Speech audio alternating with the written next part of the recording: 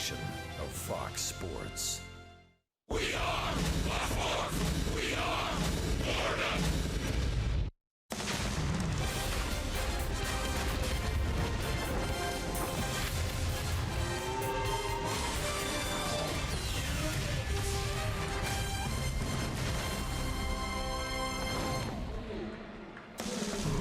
Busch Stadium in July means hot and Cardinals baseball. And the Marlins are here. It's a holiday weekend, but this four-game set spills right on in to the week. The fish coming from Milwaukee. Some Marlin fans have made their way down and are ready to go. It is baseball heaven. Justin Bour signing baseballs, making friends. Hi, everybody. Rich Waltz along with Todd Hollingsworth.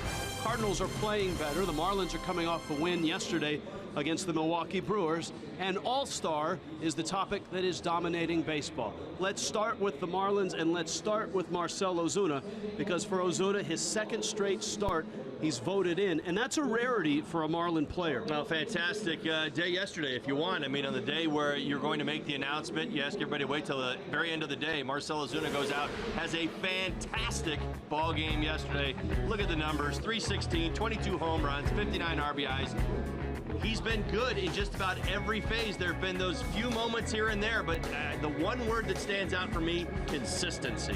Giancarlo Stanton voted on by the players and on the All-Star team, and a real honor for Stanton. Now, Giancarlo is going to hit in the Home Run Derby. The other All-Star news for the Marlins is that Justin Bour, as a look at Stanton in the dugout, Justin Bour is in the final vote. So if you got an opportunity tonight, kids, get out there and vote. Try to get Justin Bour in the All-Star game. Here are the final vote candidates for the National League. There's how you can vote for Bour. Marlins.com/vote. It ends on Thursday. You can vote by Twitter on Thursday as well, but for now, you got to go online, Marlins.com/vote. Also, Justin Bour has been invited and has accepted a Home Run Derby invitation. Isn't that fun? Stanton and Bour in the Derby. It's certainly going to include him, and well-deserved. It certainly speaks to the accomplishment of getting past that horrible April that he had, and turning his season around to the point where he's being acknowledged in the Home Run Derby conversation. Obviously, he's going to participate, but again, just being in the position to be part of the final five, I think that's really cool. How big does this series against the Cardinals become, as Justin Bour certainly is looking for that popular vote? If he has a big series here in St. Louis, I think it can help. That's a great point. We'll find out. How do the All-Stars feel about it? How does Ozuna, how does Stanton, how does Justin Bour feel about the upcoming All-Star game and Home Run Derby? We'll hear from all three as the Marlins and the Cardinals are moments away from opening this four-game series.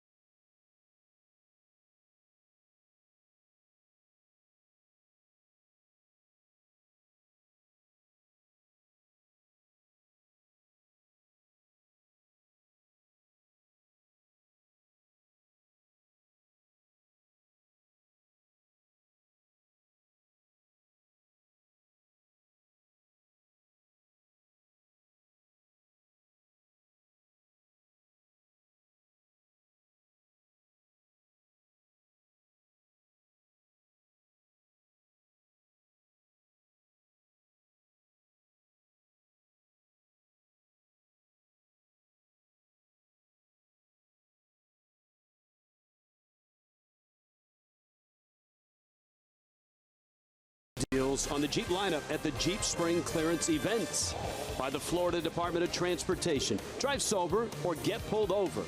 And by Southwest Transparency. Low fares, nothing to hide. Warm evening here in St. Louis. Marlins and Cardinals. How is it on the field? That's a question for Craig Minervini and Jeff Nelson. Guys? Not too bad with the sun now over at least the Marlins part of the dugout, but it is a warm one here. But we're celebrating the nation's birthday, and the Marlins are celebrating some all-star news covering from the Derby to the game itself. There's going to be a tremendous Miami experience for everybody, but also for the Marlins at the big classic next week. Even more so, I made the team, the All-Star team in 2001 where it was in Seattle, my home club. They don't know, just being an All-Star is outstanding. You look at the two starter, Marcell Ozuna, the year that he is having, and also Giancarlo Stanton made it as a reserve. These guys are going to feel extra special representing their home team, the Miami Marlins, in their home stadium for the All-Star game. The fans are just going to go crazy. They're going to enjoy it so much more. Obviously, it's an honor to be an All-Star, but to be an All-Star in your home park, it's going to be extra special. Fourth trip for Stanton, second for Marcell Ozuna. For me, that's mean a lot. A lot of people, I don't even know if they're gonna vote for me. They appreciate my work and everything I do in this season. Say thanks God first, and then thanks everybody vote for me, and I'm glad about that. It's really cool to just you kind of look back at the everyday grind of the first half, and the harder days you paid off, and top it off, we're in Miami. It's going to be amazing. I was looking forward to the Derby. Either way, the week was going to be cool, but this makes it even cooler. Well, that is going to be exciting for Marlin fans. You see these two guys here neck and neck. They'll be in the game, and obviously Stanton in the Derby as well, Nelly. Well, I wonder who's faster right now. But, yeah, it's going to be interesting. I love the format with the Derby because they're timed. It's not about the outs. It's about how many home runs they can hit in a certain amount of time. So usually the veterans do well because they've been there and they've done that before. Let's talk Derby here. Justin Bour announcing an intentional talk with Chris Rose and Kevin Millard today. In fact, all the Marlins were watching it in the clubhouse. We were there as well. A very funny conversation, but the big news for Bour and the Marlins, he's going to the Derby too, so he's going to compete head-to-head. His May had to be the story. He had 11 homers in May alone. Oh, he had 18. This guy has tons of power. He's a threat every single time he is up to the plate. You expect big things out of him. He's having an incredible first half. It's going to be fun to watch this guy. I love lefties in the home run derby. They have such sweet swings. 25th round pick. Boy, he's come a long way. Justin Bour in the home run derby.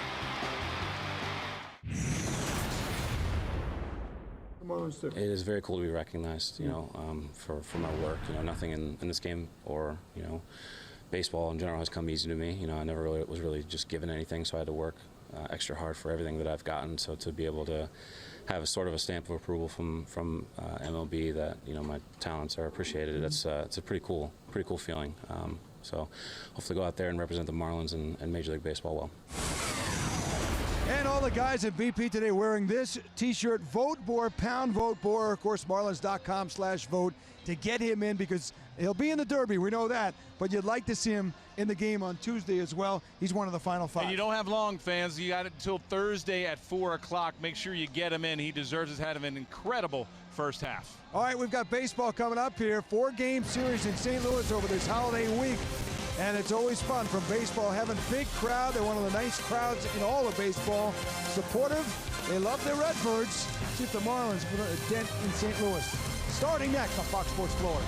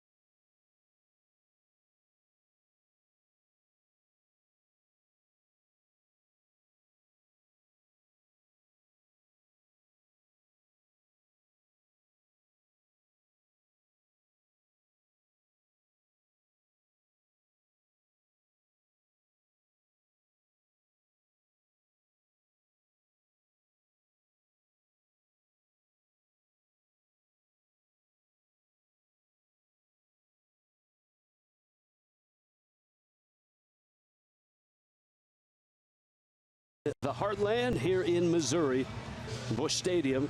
Marlins and Cardinals are moments away. Rich Waltz along with Todd Hollinsworth back at you. Now, yesterday's ballgame was an entertaining one. The Marlins beat the Brewers. There was a lot going on.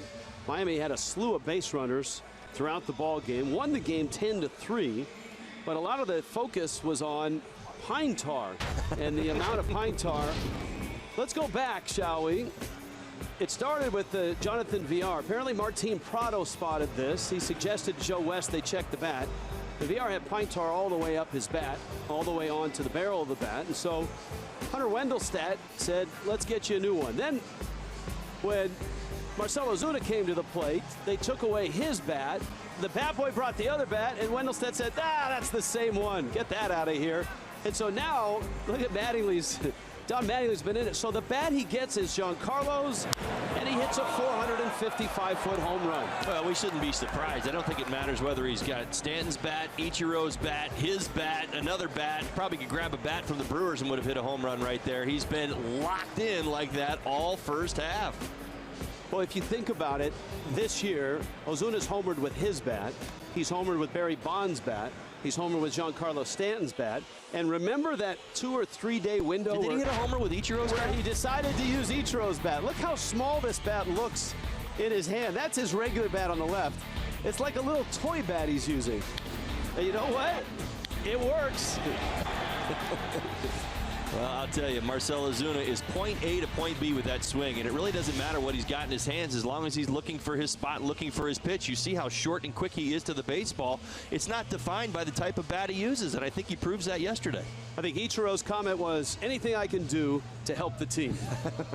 Right answer. There you go. Let's look at the Marlins lineup to start this 4-gamer here in St. Louis. D. Gordon's back in the leadoff spot. Giancarlo Stanton still slotted second. Christian Yelich had a big day yesterday with 4 hits and 3 runs scored. Ozuna now with the 2 homers yesterday is at 22. Justin Bour at first base. Martin Prado is at third. Prado had 2 hits yesterday as well. JT Realmuto was up in the leadoff spot, and boy did he ever. 3 hits, a double, a single, a 2-run single as well. That was yesterday. He's hitting 7th here. JT Riddle is at shortstop. He banged out 2 hits yesterday. And Jeff Locke is in the 9 spot, and it's brought to you by Southwest. Adam Wainwright on the mound for the St. Louis Cardinals today. 6'7", 235 pounds, 35 years old. He's been doing this for a while. One of the vets around the game. All right, here's your Auto Nation scouting report. Roller coaster ride, part 1. April, 6.2, 6.12 ERA. May, 2.64. June, 6.98. Oh my. And oh, by the way, the Marlins knocked him around, knocked him out in the 6th inning of a May 9th start. Now, roller coaster ride part 2. Yeah, he's been really good at Busch Stadium this year. So you take everything I just told you here at Busch Stadium, 2.64 ERA, but on the road, 8.36. My goodness gracious, this has been a wild first half for Adam Wainwright. It's all in the mechanics. Now his last 2 starts, he's had his last 2 starts, he's been really, really good. Here's why. The 2 starts before that, well, 2 of the 3, gave up 18 earned runs in 2 of 3 starts. So he's tinkered with his mechanics. He's known for doing this, but he's been in a pretty good spot here of late. His last 2 starts, solid. All right, we'll see if all the numbers hold here for Wainwright as D. Gordon climbs in the box.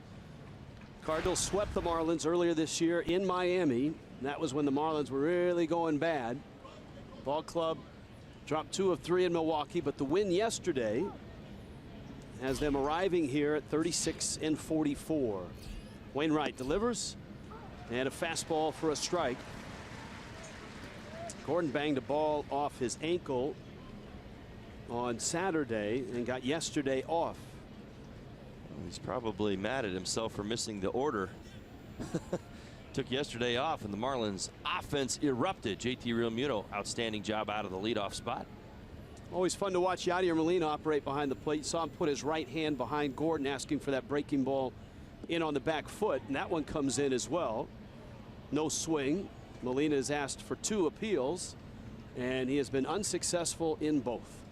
Well, you have 2 of the game's best catchers in this ballpark and in this ballgame. JT Realmuto, Yadier Molina. I mean, the list is amazing for Molina. Silver Slugger, All-Star, World Champion, Gold Gloves, Platinum Gloves, Defensive Player of the Year awards. He's done it all. Realmuto There's a strike. And it's 3-2. Realmuto in the 7th spot in the lineup tonight. Wainwright, in his revamp of the mechanics, has taken the emphasis off velocity and is more on location. Diving stop. Gordon racing across. He's going to beat it, and the ball bounces by. Gordon takes a left turn. He's way out on the outfield grass, and he gets there with a slide. So a base hit and a throwing error by Jed Jerko. Nice job by D getting out of the box. Jerko comes up with the ball and the throw, has to keep it in front, doesn't know where it's going. Perry Hill, fantastic job communicating right there. D. Gordon has no idea this is all centered on trust. He doesn't know the ball gets by. Bone hustles down and starts yelling at him, says, get down to second, get down to second. And you see D trusting him all the way. So a hit and an error, and here is Stanton against Wainwright.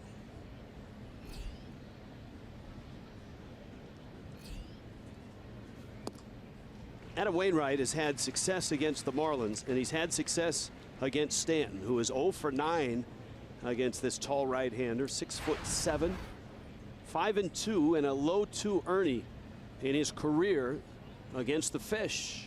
Well, he's got to be. Stanton's got to be happy to be at Busch Stadium. Milwaukee did not treat him so well when hitting the series.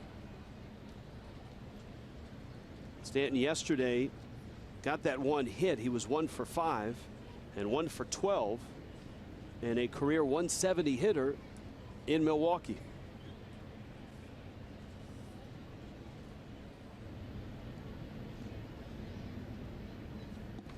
Pitch is out. So Wainwright, after giving up 9 runs in 2 of 3 starts, took a long look in the mirror and said he went back to just basics, back to mechanics, and less emphasis on trying to create velocity. Great point you made unintentionally, I believe, when you said good look in the mirror. That's what Adam Wainwright does a lot of times behind the scenes. He really does a lot of mirror work. That's it. That was intentional. Was it? Nicely done then. I'll give you credit for that one. Well said. And you're right. He was talking about leading with his chin as opposed to trying to find velocity and trying to generate by working harder more. So more has been less. He's been more on that sinker and that cutter. Both have seen significant results, as you see right there. The velocity has started to come back naturally. He dials up 93 and strikes out Stanton. Well, even when the Marlins saw him in May, he did not touch 93 miles an hour. Now, he loves pitching in this ballpark. We know that even this season, as we did in the Auto Nation rundown. But the fact of the matter is, that's a pitch right there that is, it's pretty hittable pitch for Giancarlo Stanton. And I think he's really concentrating on getting back on that fastball. Now Christian Yelich, we'll see if there's a carryover from yesterday. Yelich was spraying line drives all over Miller Park. Slow breaking ball misses in, and that's the other result from Wainwright's tinkering here, is there's a lot more variety on his velocity with every pitch. His curveballs are coming in at different velocities. He's varying his fastball speeds. Well, the reason he tries to create velocity, or even he went through that labor of love trying to find it, is so that his knuckle curveball is more effective. Essentially, he's getting it now just by pointing that chin, as we've talked about. And now that he's got 93, as a hitter, you have to respect it. When it's 89, you can get a little bit in between. Even with that knuckle curveball that he likes to throw at 76 miles an hour, you can kind of protect against both. At 93, you can. Gordon at second. Yelich takes in, and it is 2-0. Yelich has upped his average to 280.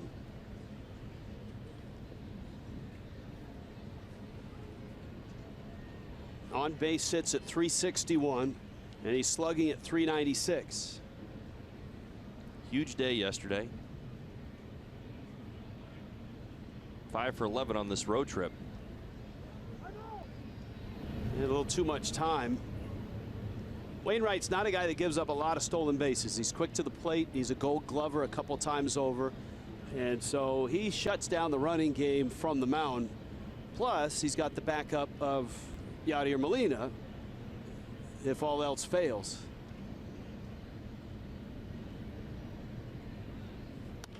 Breaking ball, Yelich sprays it to Jerko.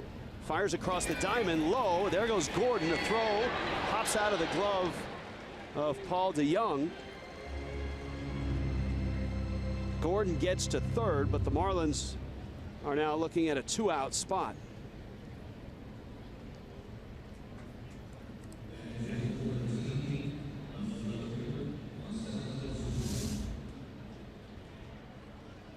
Pitch gets in on Yelich. Slow ground ball to the left side. Bit of a risk for D. Gordon hustling into third base. He made it, no worries there. Still in scoring position at second, but does take away sometimes the willingness to bounce a breaking ball. Yadi Molina is still one of the best at blocking. Now Ozuna, and a quick look at his bat, and it looks like his own. And we'll see what he's done with the pine tar. Yeah, he's lowered it. Think? Yeah, it looks like there's been a little bit of handiwork on there just to drop it maybe an inch. But no more than that, just so it complies. It was foul back in. It certainly helps make my point when I tell you guys love the look of it. I mean, you don't really need that much pine tar, but it's a look, it's a feel. In some instances, it's even a smell. A lot of guys love the smell of pine tar. Ozuna was a great sport yesterday about it. When asked afterwards if it bothered him, he said, "Oh no." He said, I need to follow the rules. It's a rule. Right. And I have no problem with changing bats. The way he's going right now, you give him a tennis racket, he'd probably get a hit. Breaking ball misses in, and it's 2-1. He's been particularly good in these situations with 2 outs. Very disciplined, understands there's a base open, looks and centers in on his strike zone. As long as he doesn't expand, he's one of the best in the game.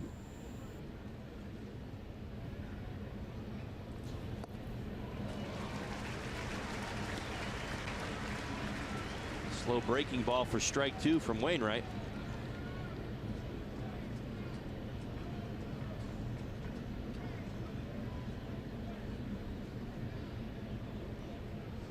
Two balls, 2 strikes. Gordon's 90 feet away. Miami trying to get on the board first against Adam Wainwright. That's right down the middle. Well, Wainwright got the 2 biggest bats on simple fastballs, Stanton and Ozuna.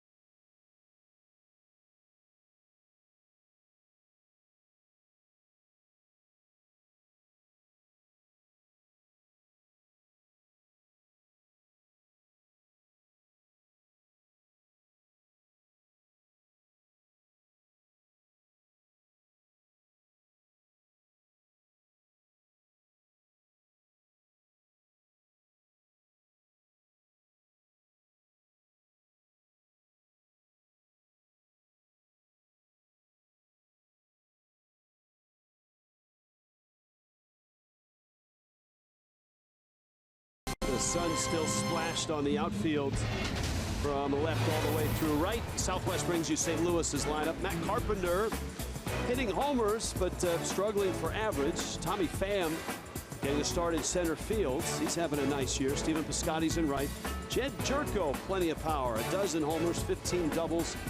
And he's got 2 homers in his career against Jeff Lott. Yadier Molina just had a 16-game hit streak. His second one ended last night. Randall Grichuk is in left field. Luke Voit and Paul DeJong are two Cardinal prospects who are getting a chance to play. Wainwright hits ninth. And there's Jeff Locke on the mound. 6 starts. This will be his 7th. 0-4 record, 5.52 ERA. He's made 10 starts against the St. Louis Cardinals in his career. Remember, he was a Pittsburgh Pirate for a long time. 2-4 record, 4.98 ERA. Fastball, changeup, knuckle curve. That changeup's going to be a big pitch again for him today. Still continues to get the most swing and misses with that pitch. Be interested to see how the first inning goes for him. Remember, it didn't go well against the Mets. And it was almost like he got popped in the nose, tasted his own blood, came out in the second, and he was really good from that point on. Well, he reestablished the fastball. He made a nice adjustment. He started pitching backwards at time, but absolutely established that fastball command. Thinking back to that start, would we see a reset or a continuation of the last start? The last start was a good finish, not a good start. Well, he's been good. Leadoff batter's only 3 for 30 to start an inning against Jeff Locke. That's where he's been really, really good. Now, 2 outs, that's another story. Busted bat and a little looper, and it falls for a hit. Bobbled there. Yelich picks it up. And Matt Carpenter holds first base. Miami defensively tonight behind Locke. Now, broken bat single for Carpenter right there. Fell in front of Marcell Ozuna getting the start in left field. The all-star, you see it. Christian Yelich in center. Nice day yesterday. Giancarlo Stanton over in right. Martin Prado, JT Riddle, D. Gordon, Justin Bour. Vote Bour, everybody. Pay attention. It's a big week for him. JT Realmuto behind the plate. Jeff Locke on the mound. Tommy Pham now. Bour still in a little bit of sunshine there in the infield. Keep your eye on Tommy Pham. He's had a very nice week. 464 on base percentage over the last week. One of the hottest hitters, one of the most versatile Cardinals as well. 3 for 3 in stolen bases. He's hitting for power right now. That's why he's in the 2 spot in the lineup. You see the numbers: 10 homers, 27 RBIs. Mike Matheny will use him to do a lot of things. Pham knocks it to center. Yelich after it, won't get it. It's by him, and it goes to the wall. Carpenter to third, around third. Yelich finally picks it off the track, and the Cardinals have the lead.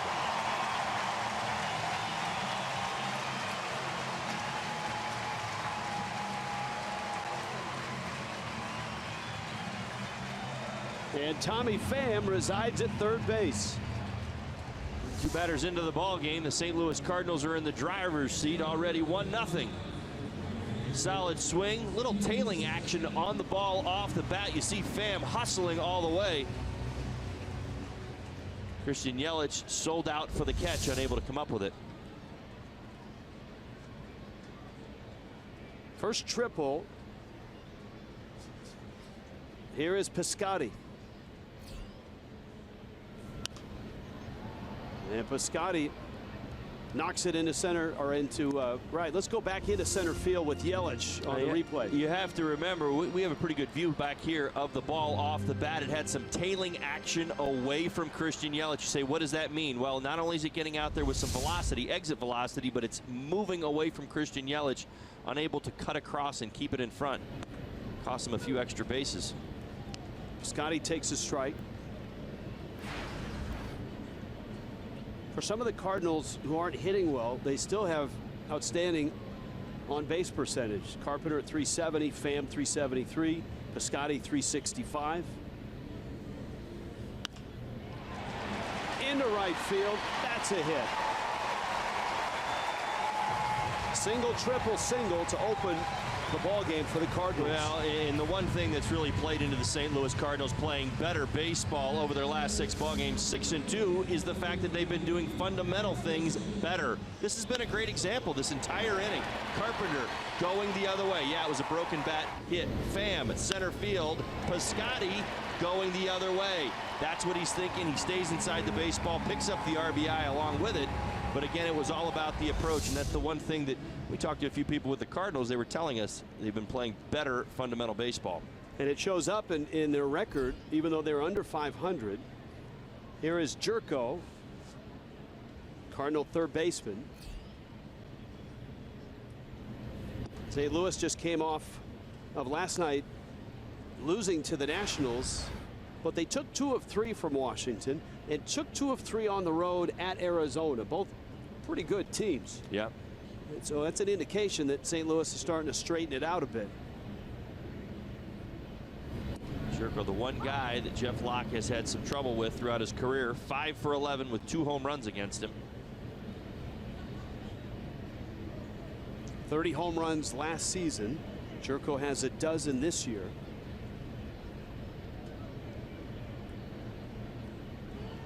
And he's another Cardinal hitter, high on base, 361, and a nice slugging percentage, 512. Yeah, you mentioned last night's ball game and how the St. Louis Cardinals have been playing better baseball, but they got aced, essentially. Max Scherzer went for the Nationals, struck out 12. Bryce Harper a couple of home runs, but understanding the importance of what aces really do in the game of baseball, they stop losing streaks. The Washington Nationals, to avoid being swept, they sent their big guy to the mound and he shut him down. Max Scherzer was dominant. Carlos Martinez, all-star for the Cardinals, got knocked around early. Bryce Harper, a little adjustment in his swing. Couple homers. Yeah, that's how good he is going. He tinkers with his swing and he pops 2 out of the ballpark. Wouldn't it be nice, right?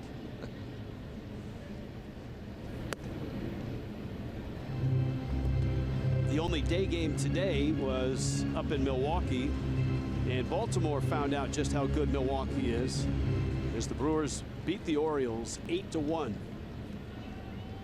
Everything else just getting underway. Jeff Locke would love a ground ball on a 2-strike pitch. Struggling with his fastball command currently.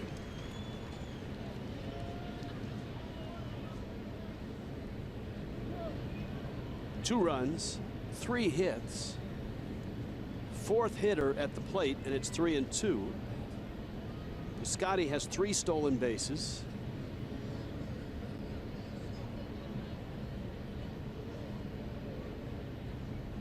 Runner goes. Jerko fouls it back to the screen.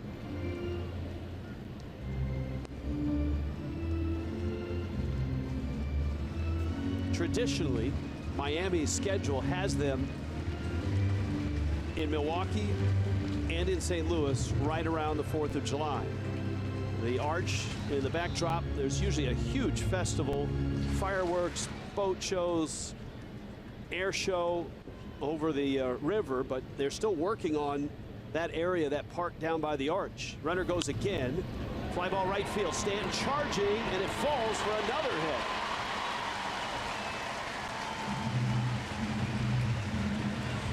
And the Cardinals at the corners, there is still nobody out. Well, less is more for the St. Louis Cardinals right now. Their approach has been as simple as putting bat on ball and going the other way. And Stanton, sun right in his eyes, gets a pretty good read, but this isn't a ball that's laced to right field. I'll go ahead and say more along the lines of steering it to right field. Jerko right there, very deliberate in his approach and just trying to shoot it that way. And as you documented, you've got 4 hitters. Carpenter went opposite way. Pham into right center. Piscotty opposite way. Jerko opposite way. Well, and this is what they've been doing a lot better here, why they're winning ball games. Not only has their starting pitching been better, because you look up and down their lineup, I mean, nobody's really knocking the cover off the baseball right now. Jerko's got the best numbers coming in at 295, 12, and 40, but other than that, you've got some decent numbers, but nothing like the Marlins.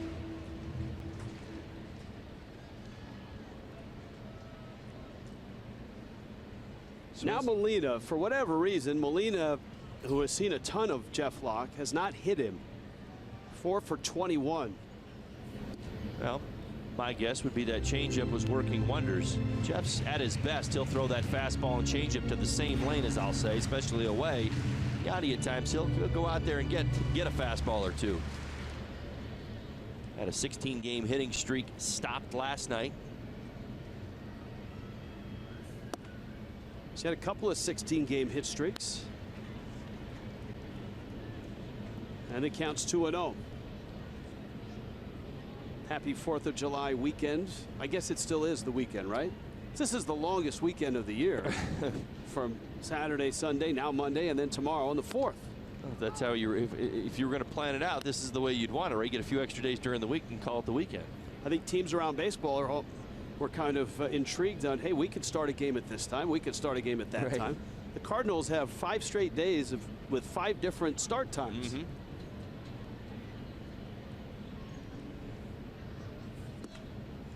Molina takes out, and Locke right now here in the first has given up 2. He's got runners at the corners, still nobody out, and he's just crossed the 20 pitch threshold.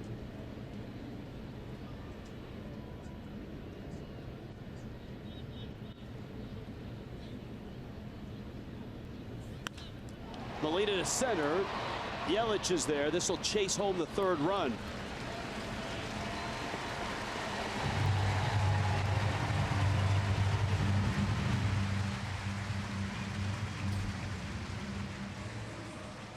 And so it's 3-0, and that's the first out.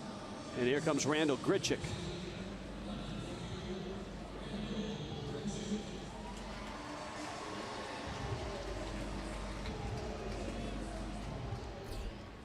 A mirror image without the home run from Asdrubal Cabrera to Locke's last first inning in that loss to the Mets. 3 runs in that first. Cabrera hit a 2-run homer. Runner goes, huge jump. Real Muto, no chance. And Jed Jerko has his 4th stolen base. Yeah, he's going to get this on Jeff Locke. 6 steps before the ball's even delivered to the plate. Halfway there, probably didn't have to slide into second base. Tremendous jump. Cardinals continue to apply pressure where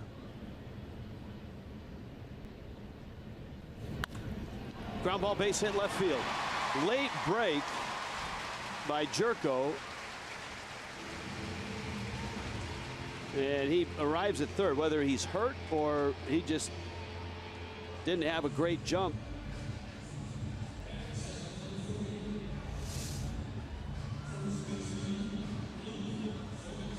Well, he froze. He thought there was an opportunity for JT to come up with that backhand and thought he might be a target at 3rd base. It just became his read. Pretty simple right there. And he realizes once he freezes, he's really got no shot at scoring. And that's the read. The read is that I've got to respect the fact that JT might come up with the backhand. If he's running to 3rd base right there, the only play for JT would be to 3rd. The way the Cardinals are rolling right now, you can also trust the batter in the box to do the job. We talked about the fundamentals. That's what the Cardinals are doing right now. Luke Voigt, big right-handed bat. Former catcher, now getting some time at first base. A local guy, and is quickly becoming very popular here in a Cardinal uniform. And that's because he was popular when he was in high school. He was popular when he was in college. And he's a local guy. Went to the same high school as David Freese. And of course, Freese, Wildwood, Missouri.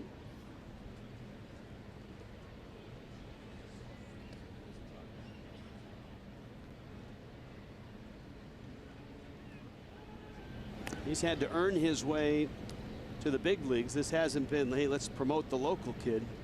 He is hit and hit all the way up. He went to Missouri State as well.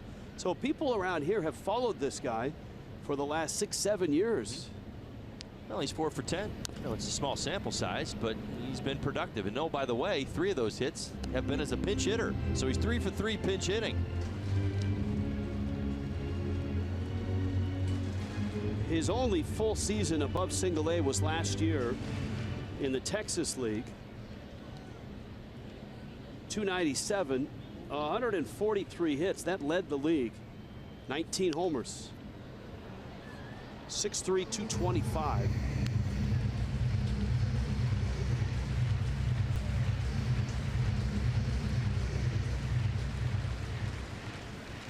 And they count 1-2.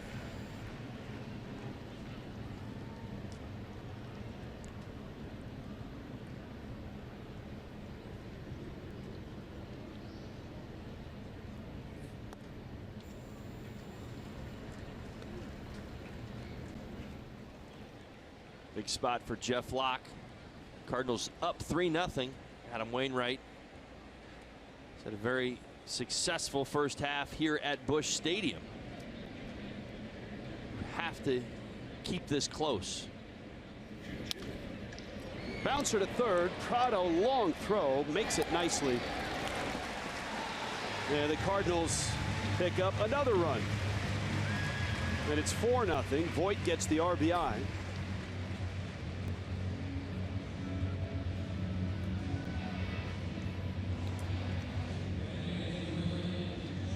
So 4 runs on 5 hits. And Paul DeYoung, another somewhat local guy, stands in for the Cardinals. Now DeYoung is getting some time at shortstop. Aledmys Diaz had a rough go of it defensively and is down in the minor leagues. Surprising to many around baseball, but having to work on his defensive game. Yeah, there's nothing wrong with his offense. He was, in fact, I think he was leading the Cardinals in hits when he was sent down.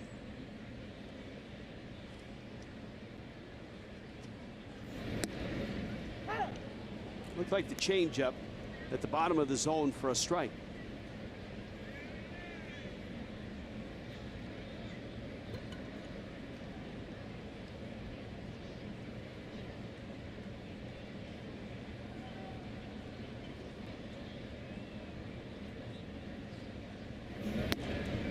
Now DeYoung has provided some power at the bottom of the order. 6 homers. Illinois State is where he played his college ball and went to high school there in Normal, Illinois. My brother-in-law would be proud. Illinois State. Your brother-in-law, the basketball coach? No. Or what? No. Matt Hergis. Oh, Matt. Matt went to Illinois State. Now, your other brother-in-law is the basketball coach. Yes, that's correct. So, Wright State. Thank you. Matt Hergis, former Marlin. That's right. Very nice career. Very popular in the National League West. Yes, your brother-in-law pitched for all those teams up and down over and over again. Without question. He stayed. That's right. I think he had Dodgers, Padres, Giants, up and down. He had a clause in his contract that I will pitch in the National League West. Correct. Locked now at 33 pitches. And the Cardinals have done extensive damage. And they've done it with discipline at bats, driving the ball the other way. Strike 3 called. DeYoung caught looking. And a long inning for Jeff Locke ends here with 4 first-inning runs.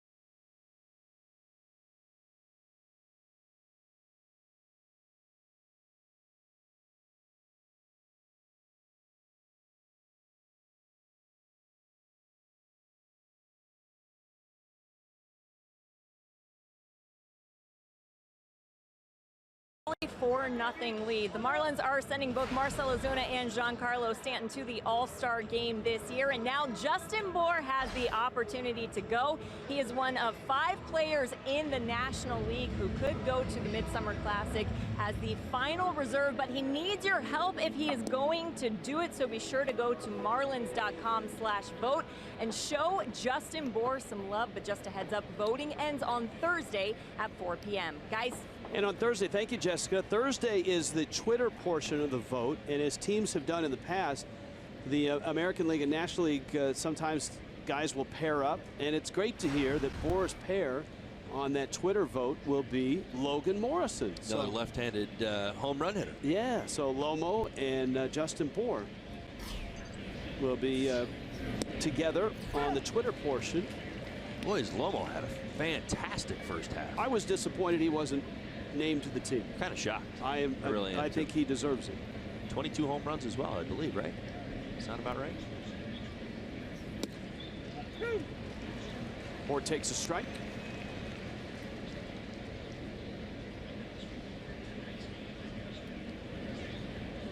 Oh, 0-2.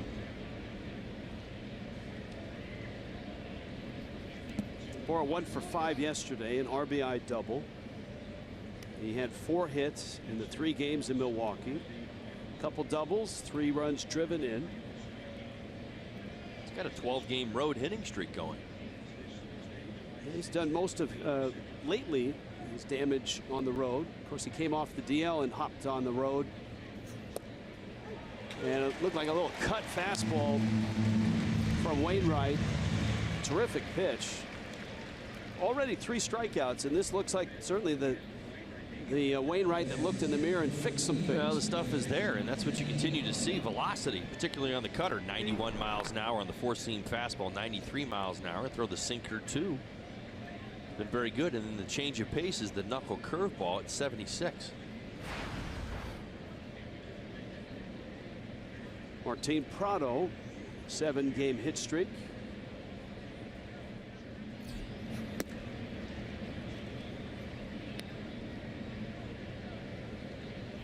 Well, Wainwright is certainly a guy that's done just about everything and done it very, very well.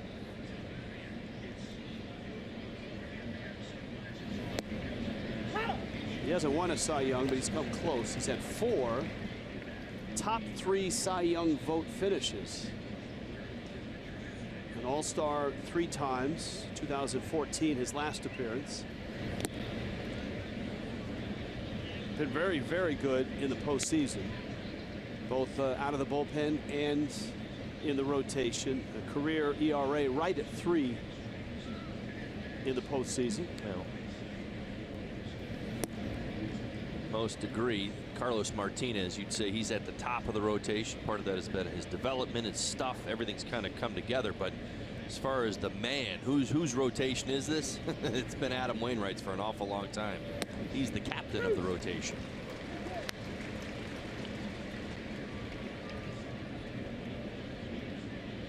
Well, Wainwright with the Stars and Stripes socks. It looks like he's in complete control right now.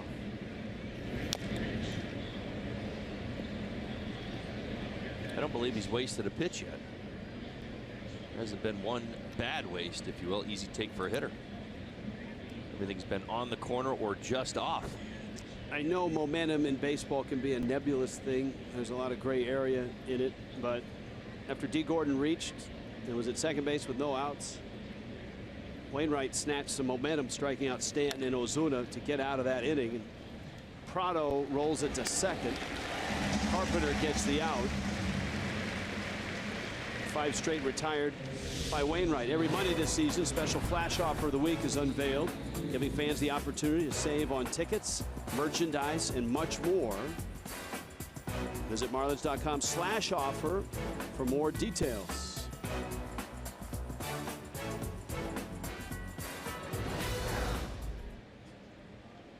JT Realmuto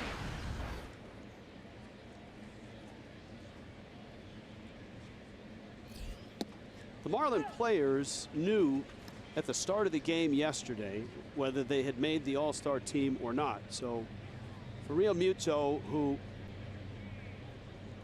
many had high hopes for around the Marlins. The news didn't seem to affect him yesterday. He had 3 hits, drove in 2, had a double, scored a couple runs. All out of the leadoff spot. Impressive stuff.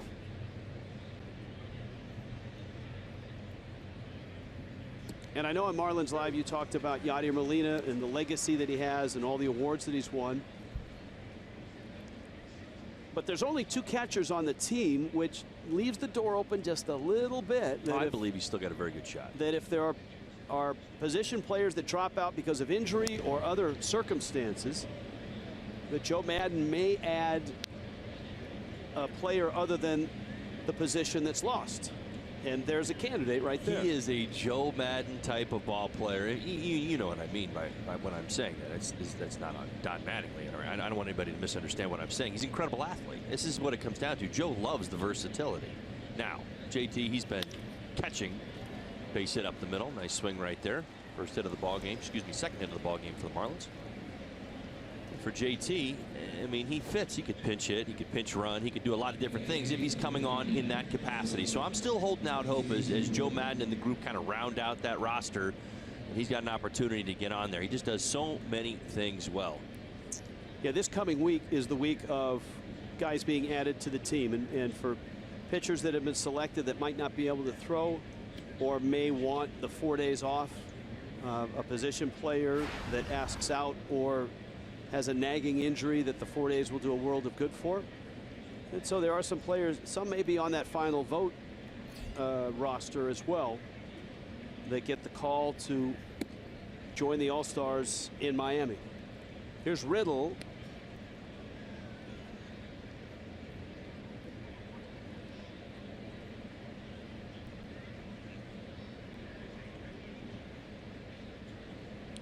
You know, my argument for JT Realmuto, yes, he's got those better numbers, but it's really the resume. And if you look around baseball, and unless JT had 17 home runs at this point of the season, or he was hitting 350, which would clearly, obviously separate him from the rest of the field, where he's at right now in his career is that he's there. He's at the top of all the offensive categories and defensive categories.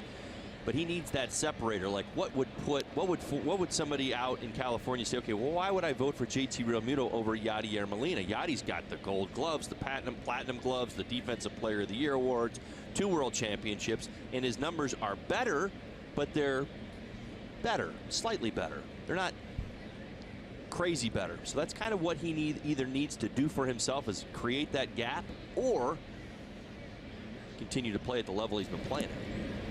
Riddle swings and misses. Wainwright strikes out Miami's shortstop. And the Cardinals off to a quick start. It's 4-0.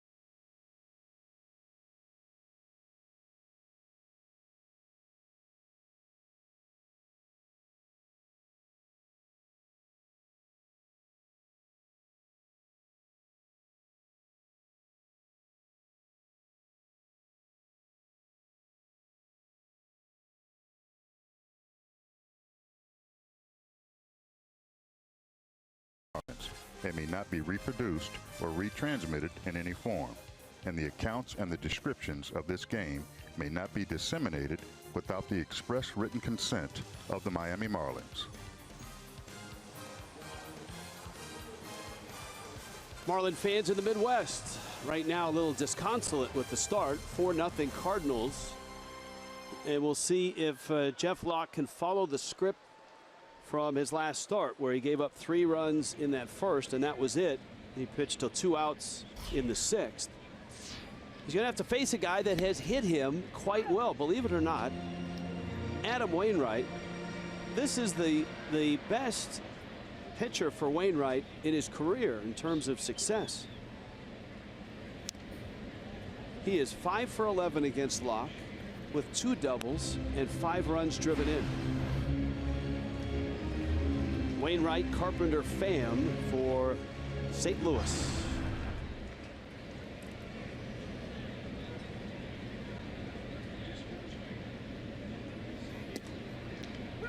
And he strikes him out. And so Locke opens the second as he closed the first with a called strike 3. Oh, nicely done. Fastball right after Wainwright. Mess around. Wainwright thinking that he might waste one. 92. Caught an awful lot of the plate. Here is Carpenter. Well, the Marlins have gotten a good look at the Central, haven't they, over the last 2 weeks, seeing the Cubs in an extensive series, visiting the Brewers, arriving here in St. Louis now to check in on the Cardinals. Marlins haven't seen the Reds yet. That'll happen in the second half after the All-Star break. But Milwaukee, with another win, improves their record of 45-40, stretches their lead to 2.5 games over the Cubs in the Central. Cardinals sit 4 back. D. Gordon slides onto first in time and gets Carpenter.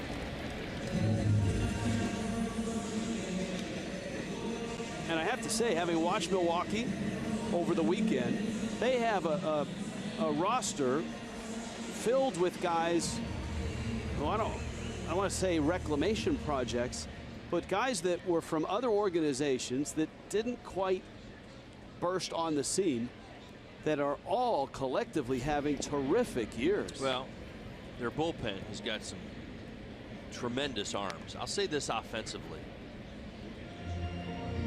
Not one person is shouldering the burden. The story used to be in Milwaukee, like Ryan Braun in the middle of that lineup would have to do a bulk of the damage. Right now, they're getting production top to bottom. They had Arcia hitting 8th yesterday. 2 days ago, he goes 3 for 4 out of the 8th spot in the lineup. So they're getting production, and I think maybe the way to say it is that they're coming up with a new hero every day, which is good for all parties involved, because it's not, well, you know, we're going to go as far as Ryan Braun takes us, so we'll go as far as you know, VR getting on base gets us. Right now, they're getting a lot of things done offensively by a lot of different people. Tommy Pham takes outside and he walks, a 2-out walk that brings Piscotty up. And many have pointed to the Central and said, well, it's not necessarily that the Brewers are playing great, it's that the Cubs are underachieving, and the Cardinals are in that group as well. I mean, St. Louis in a division that if somebody ran off 3 weeks of great baseball, they'd find themselves in first place. The Cardinals are 3 under at 39-42, though they have played better over the last week. Well, everybody in the Central has taken at times 2 or 3 steps forward and then 2 steps back, and kind of as we described the Chicago Cubs when we saw them, as well as they played even in that series that the Marlins and Cubs split, and they did. They looked like their offense was starting to kind of come around. They keep having these moments where everybody says, okay, they're going to take off, and then they take 2 steps back, much like they did in Cincinnati over the last few days. Ball in the dirt. Real Muto picks it out, and holding first is Pham. Got a absolutely fantastic start from Jake Arrieta to avoid being swept by the Cincinnati Reds.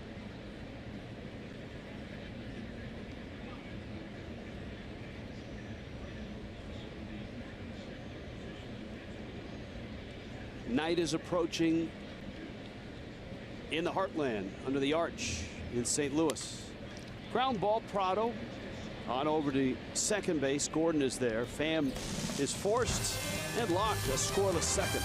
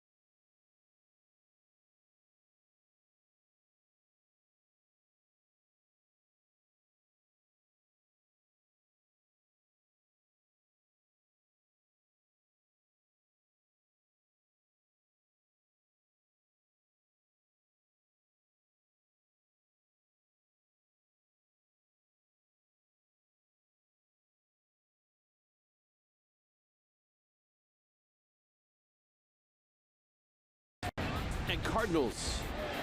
Now it's tomorrow. Marlins Live starts at 1:30, so an afternoon start on the 4th. Jose Urena getting the start for the Fish. Lance Lynn for the Cardinals, sturdy right-hander. Night game tonight, day game tomorrow, night game on Wednesday, day game on Thursday. Right now it's all Cardinals. Miami trying to solve Adam Wainwright. Jeff Locke, D. Gordon, Giancarlo Stanton. The simplified version. So he went from like Adam Wainwright 4.0 back down to Adam Wainwright 2.0.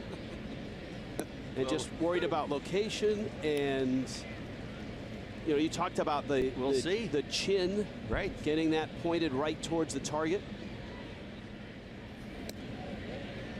Thought he had a strikeout. Truth be told, I mean, he's had a few of these moments. I mean, you go back to his month of May, he was absolutely outstanding. Sub-3 ERA that month, had a perfect record, undefeated, I should say. So you know, whether he was pointing the chin or not, he was getting the results. Well, he got that pitch. He didn't get the 0-2, which I think was a better pitch than that one. Locke is down. First time through the order, Wainwright has piled up 5 strikeouts already. Stayed aggressive with the fastball, the cut fastball, his sinker. Mixed in a slow breaking ball every 3 or 4 pitches. Gordon, an infield hit. He went to second on Jerko's throwing error. And when you see somebody dominant like Wainwright was the first time through the lineup, you say, okay, well, is he going, you know, did he save anything for the second time through? He's not changing. He's not going to change this rhythm that he's in right now. He's going to continue to attack with the sinker and the cutter, mixing in that slow breaking ball. There's no reason for him to get off course. For the Marlins, what they saw that first time through the lineup should at least help them in pitch recognition here second time through.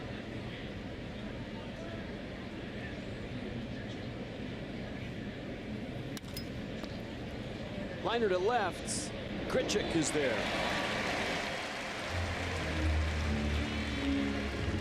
The last time the Marlins faced Wainwright here, it was a getaway day, and Wainwright took that to heart. He was absolutely brilliant. 3-hit shutout, struck out 5, worked quickly, threw 120 pitches.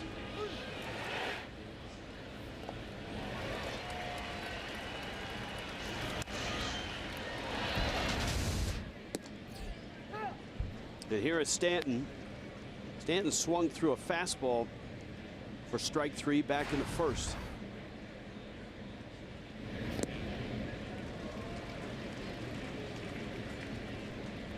Slow breaking ball for strike 2.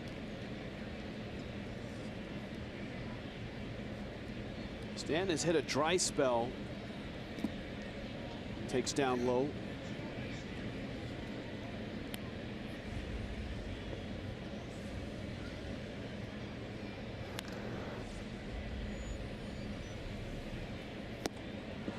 And he strikes out again.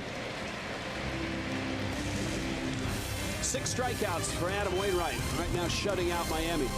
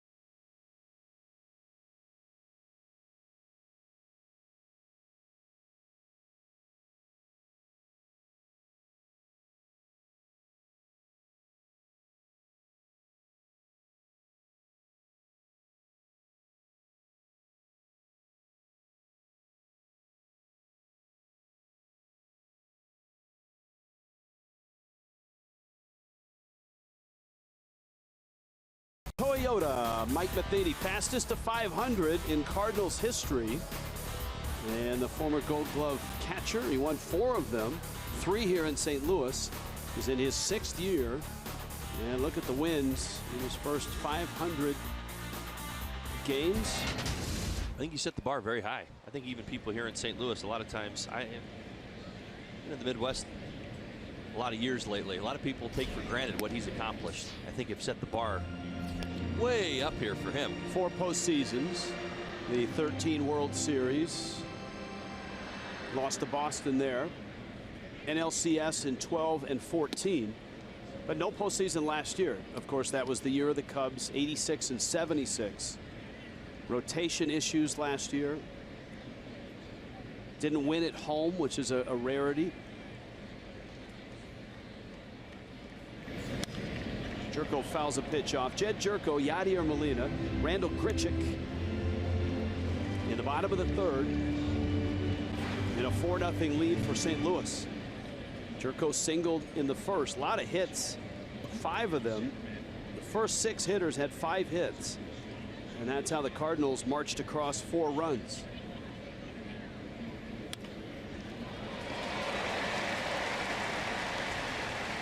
Jerko is now 7 for 13 in his career against Locke. Very comfortable against him. He's not tricked by anything Jeff Locke throws his way. When you have great numbers against a guy, how much of it is you're a step ahead of him? You're a step ahead of him. You're a step ahead of him. But how much also is confidence? Because once you start having success. But that's the confidence. The confidence is that in your mind, you're trusting that I'm a step ahead. I know what you're thinking. I know when you're going to throw me the 0-2 fastball right down the middle of the plate. You have a look, or I have a sense that you've got it going on. And you also just have a feel. And a lot of times it happens to particular individuals. And I think for, as we're talking about Jerko, like he gets in the box, and it was like his first at bat. He's battling. Jeff Locke cannot put him away. He's throwing him everything. He's laying off the nasty changeup, and then he gets himself into a fastball count, and he gets a base hit out of it. You expect the results.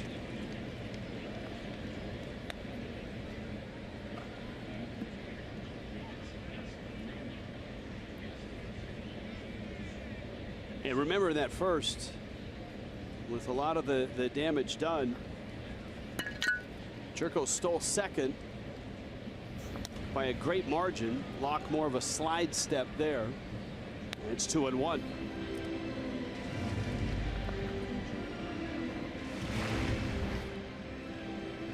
Last 17 games for Molina. So over the course of the hit streak and the 0 for yesterday, an average of .313. One of the things that I don't think Molina gets enough credit for, he leads in games caught, he leads in innings caught. And we're talking about a guy who turns 35 in less than 2 weeks. Well, and JT Realmuto's cause, JT's right there. You're talking about a very, very small margin. Understood. Without no question there.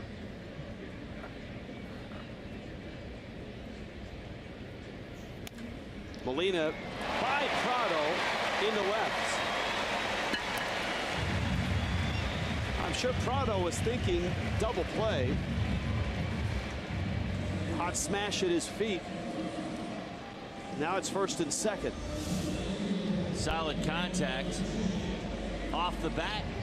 One hop right under the glove. Martin stayed high. The baseball went low off the grass. It's going to be a base hit. And here is Randall Grichuk.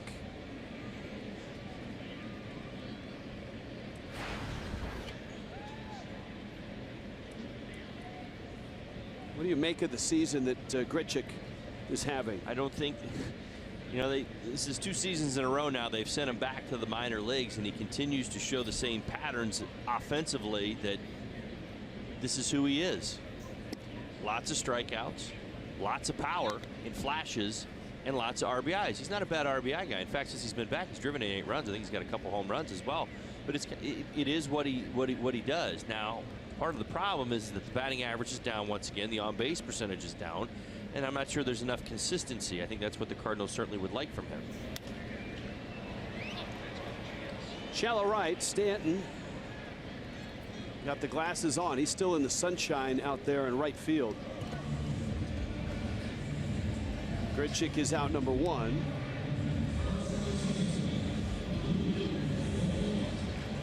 South Florida Honda dealers, get you ready for Marlins and Cardinals. And they do it with that quality pregame show that we call Marlins Live. Craig Minervini, Jeff Nelson. Tomorrow will be a test of the stamina of those 2 men, because those 2 men will attempt to host a live pregame show on the field in the middle of the day on the 4th of July in St. Louis. Now, I don't know if we have a big umbrella or a large tent to give those guys some relief. If not, better hydrate. Got to keep Nelly's head safe. Temperatures in the 90s today. They expect warm weather tomorrow. Maybe one of those caps, the 4th of July caps. Get him some sunscreen. Well, I think that's a standard issue. But right. A red, white, and blue Stars and Stripes cowboy hat. Saw that last night. Now the fireworks are tonight after this ball game. Tomorrow night, the big fireworks will be out at the Arch. They'll still do fireworks at the Arch, but they're not having that big festival that they usually do. That's in, I believe, a place called Forest Park.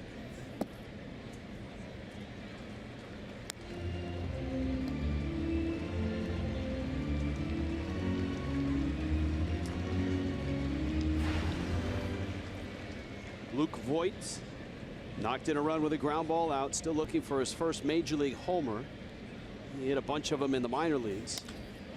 Blast one, left field. It's deep, and it bounces off the wall. Round third, here comes Jerko. Molina scoots into third, and Voigt has driven in another run.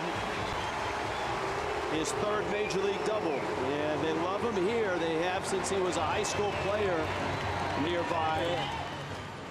Legend continues to grow here in St. Louis for Voigt.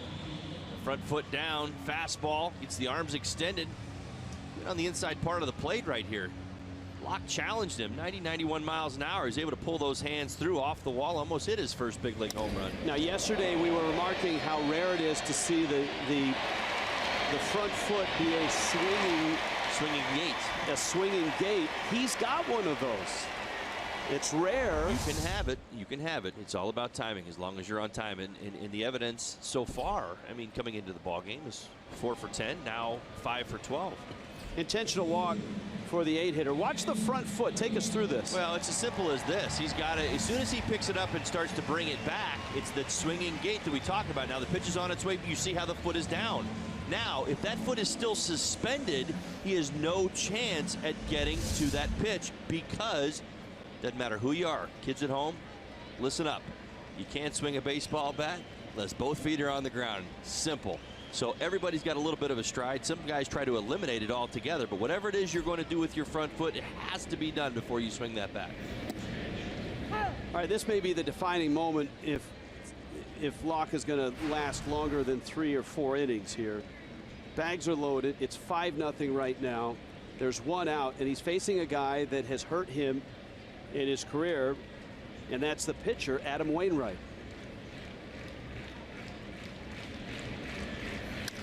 Wainwright lines it in the gap, left center field. Chases home Molina. Chases home Voit.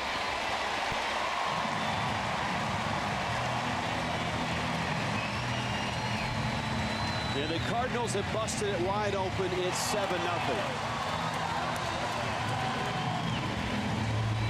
The pitch count rising, trouble brewing on the bases. Locke misses right down the middle of the plate to Adam Wainwright. Fastball lines it into center field. Yadi Molina makes sure it clears the infield. Ball is not caught. The rest of the Cardinal runners are off to the races.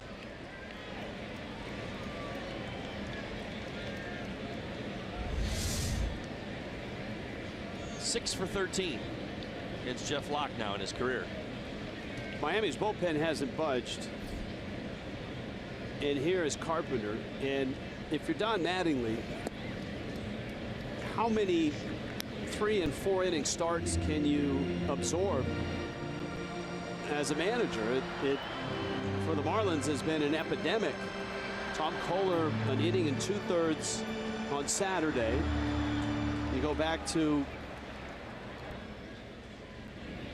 Locke's last start, he went 5 2/3. That one pulled foul. And even the Marlins frontline starters, whether it's Volquez or Straley, oftentimes their starts are 5 or 6 innings. And that's okay if you have a deep bullpen and you're getting 5 or 6. But the 4-inning starts and the 3-inning starts, those pile up. That compiles. Well, there's no doubt about it.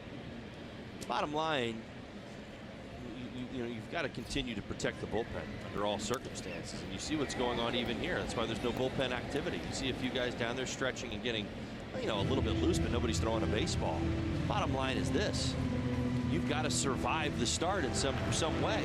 You start plowing back into that bullpen again. What about tomorrow? What about the day after that? Remember, you're in the middle of a long road trip with no off days. So Jeff Locke's made a big mess here, but he's going to have to get himself at least through a few more innings. Carpenter has singled and bounced out.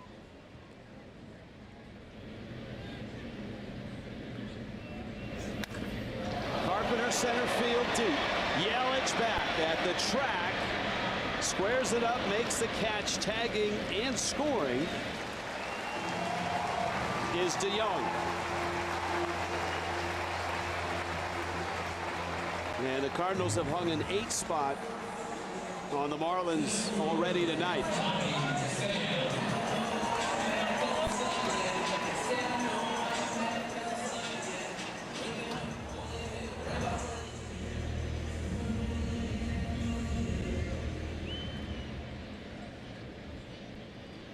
Tommy Pham, it started early. St. Louis with 4 runs in the first, and they've added 4 here in the third. Pham had the RBI triple.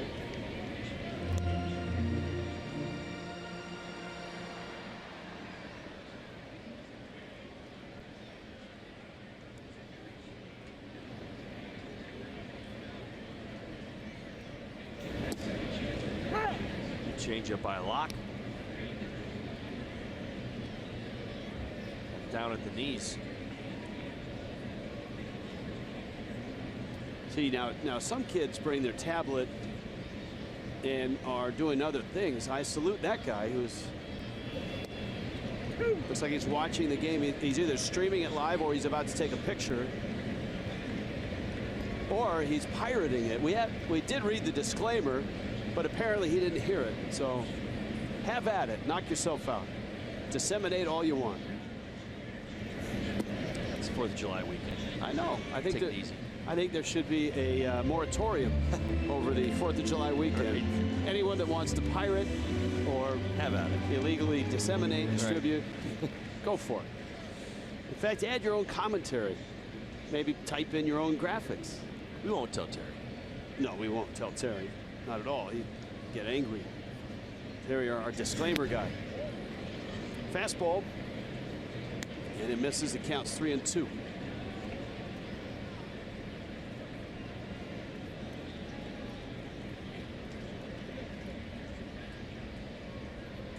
That last pitch was out. 3-2 is down, and Locke walks Pham.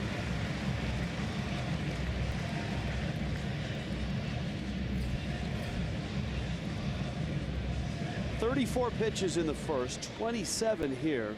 So he's had 2 very stressful innings. Juan Nieves out to chat. Nobody throwing in the pen right now.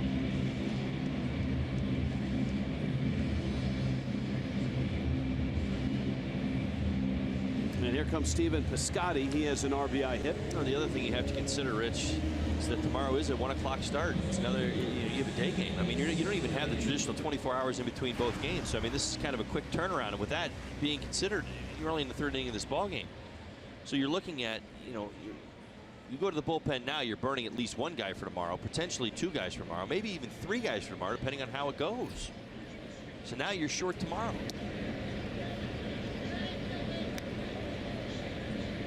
I got to be honest with you. Please. I was short yesterday. Vertically challenged. And I'll be short tomorrow. My interpretation of that is vertically challenged. This a foul ball out of play.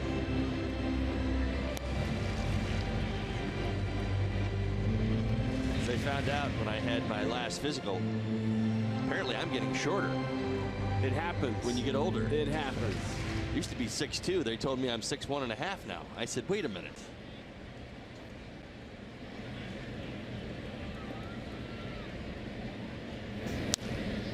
That's a base hit into right field. Piscotty's second of the night. Stanton up with it. Holding third is Wainwright.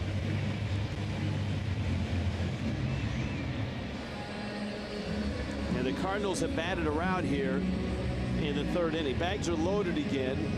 And here's Jerko. And as we told you from the outset, Jerko has hit Locke very well in his career.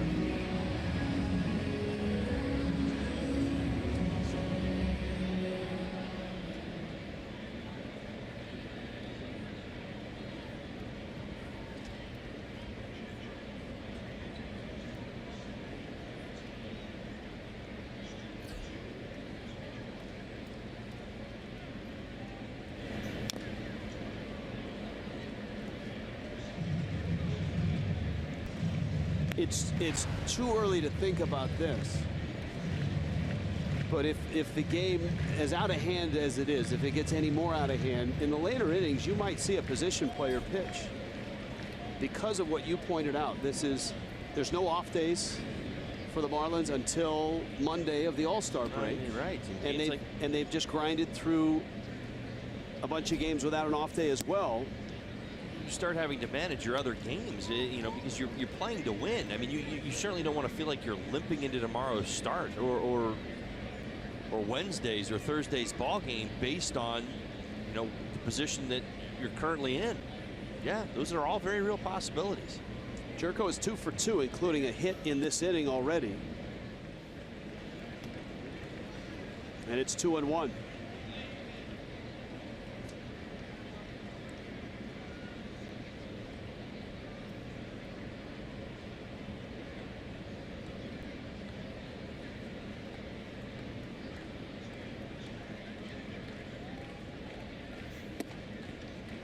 Fastball up.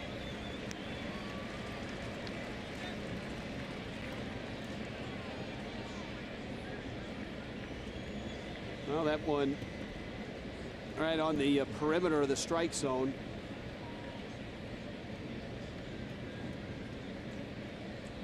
(3-1). And Jerko fouls it back.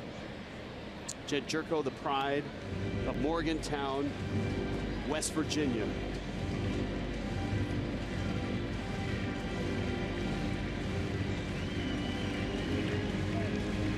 All-time leading hitter and home run hitter when he left at the University of West Virginia.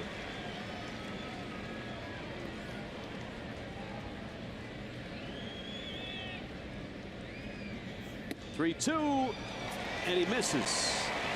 Locke thought he had the strike. Jerko, a bases loaded walk, and it's 9-0. That was the same spot of the pitch he didn't get. When you're struggling and when you're not consistent in the strike zone, oftentimes you don't get that type of pitch. Well, and a lot of times, 2 years ago, you probably getting some help from the home plate umpire. The umpires today, you can't even get that any longer. Obviously, with everybody being graded on everything, it really just kind of creates something that sometimes gets out of control. I've thought it, played through it. Many players my age and older will tell you the same thing. The strike zone at this point in the game will get a little bit wider, even this early. Umpires' hands are tied. Junichi Tazawa in the bullpen. Locke misses outside. Now, in terms of innings, that is irrelevant now with Locke. What you're looking at is how many pitches he's thrown this inning. It's one thing to have a pitcher go out there and absorb some damage, but when you get up into the upper 30s and into 40 in terms of pitches per inning. Did we find out the threshold 2 days ago with Tom Kohler? Right. 48. Yeah, you're right. That's a great point. And a painful analogy because you've got a manager that has had 2 of those starts in the last 3 ball games. Molina, right center field. That's deep. Stanton is back at the wall, leaps, and it's off the top of the wall. So is Stanton. Up with the ball is Yelich. 2 more chased home for the Cardinals, and they've got a dozen. And the frustration boils over with Stanton in right field.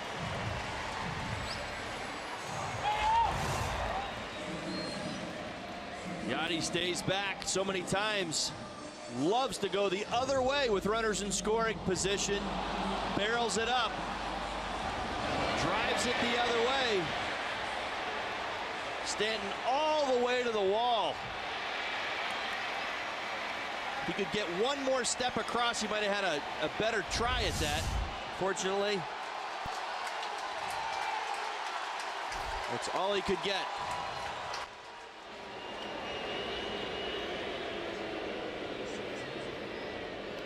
Here comes Don Mattingly on his way out of the dugout. It's actually 11 runs. I may have given the Cardinals 1 more than that. It's okay. It's 11-0.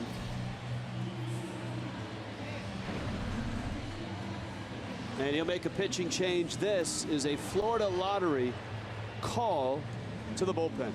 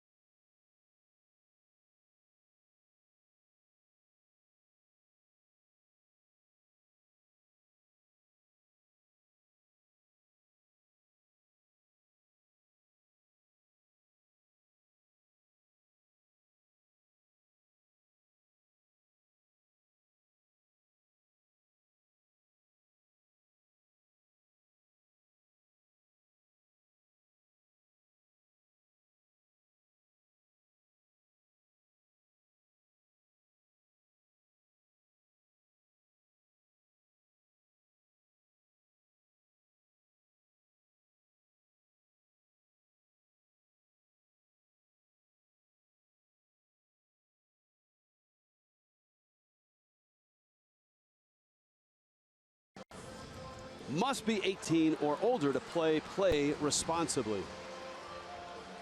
The Cardinals have won the baseball lottery, it feels like tonight, with 11 runs on 11 hits. Junichi Tazawa is next into the fray. 11 men have come to the plate in this inning alone. Tazawa, nice job, pitched on Saturday in the Kohler start, the one that was also a very short start. A couple of solid innings, 3 strikeouts, didn't walk anybody, did give up a base hit. Split finger working, good fastball command, and even the slow breaking ball looked good. Well, he gets Randall Grichuk with runners second and third. There's 2 outs.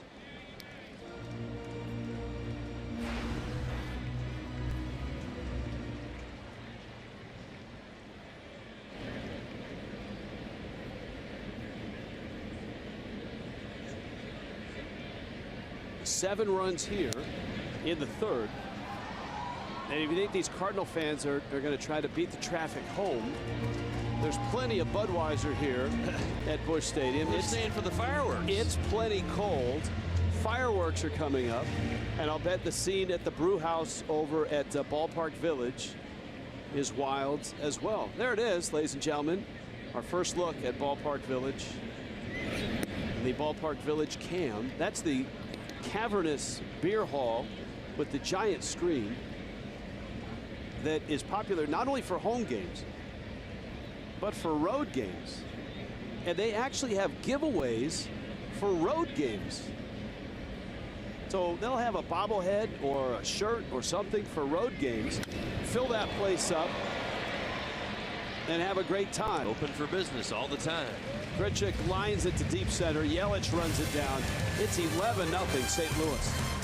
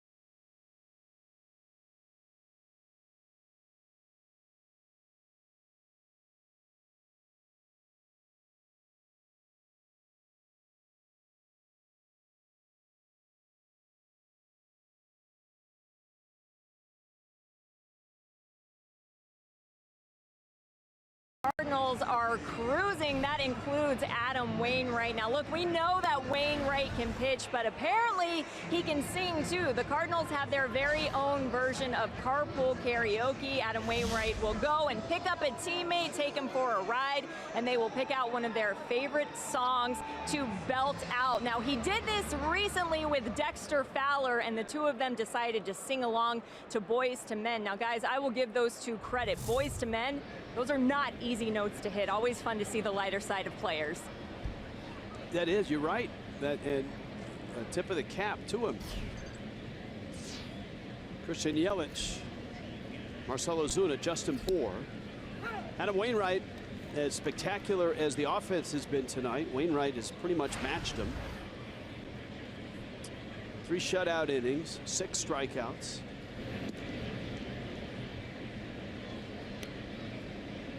Yelich bounced out back in the first. A D. Gordon infield hit.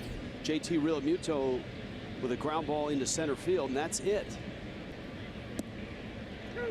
Here's that big Wainwright curveball that's always been at the top of his resume. That's a big pitch right there. I think it was an awful strong tell here at the front end of the 4th inning. Down for the Marlins, down 11-0.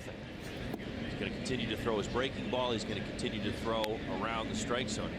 Adam Wainwright certainly knows the score of this game. He wants to be aggressive and certainly throw strikes. But again, using all of his pitches. People sometimes get this idea that, well, what's he supposed to do? Throw nothing but fastballs down the middle of the plate to accelerate the game. It's not the case. Yelich bounces one in the hole, and DeYoung makes a nice play going to his right. That's the play that Aledmys Diaz really struggled with, and that's why the youngster who had such a great connection to Jose Fernandez, same hometown, same little league. That's why he's down in the minor leagues right now. Well, they like DeYoung.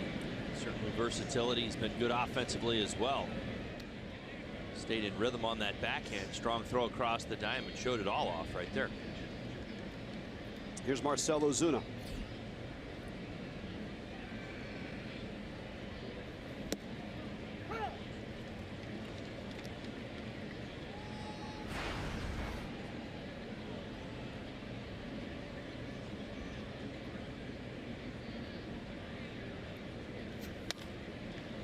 Ozuna lines it.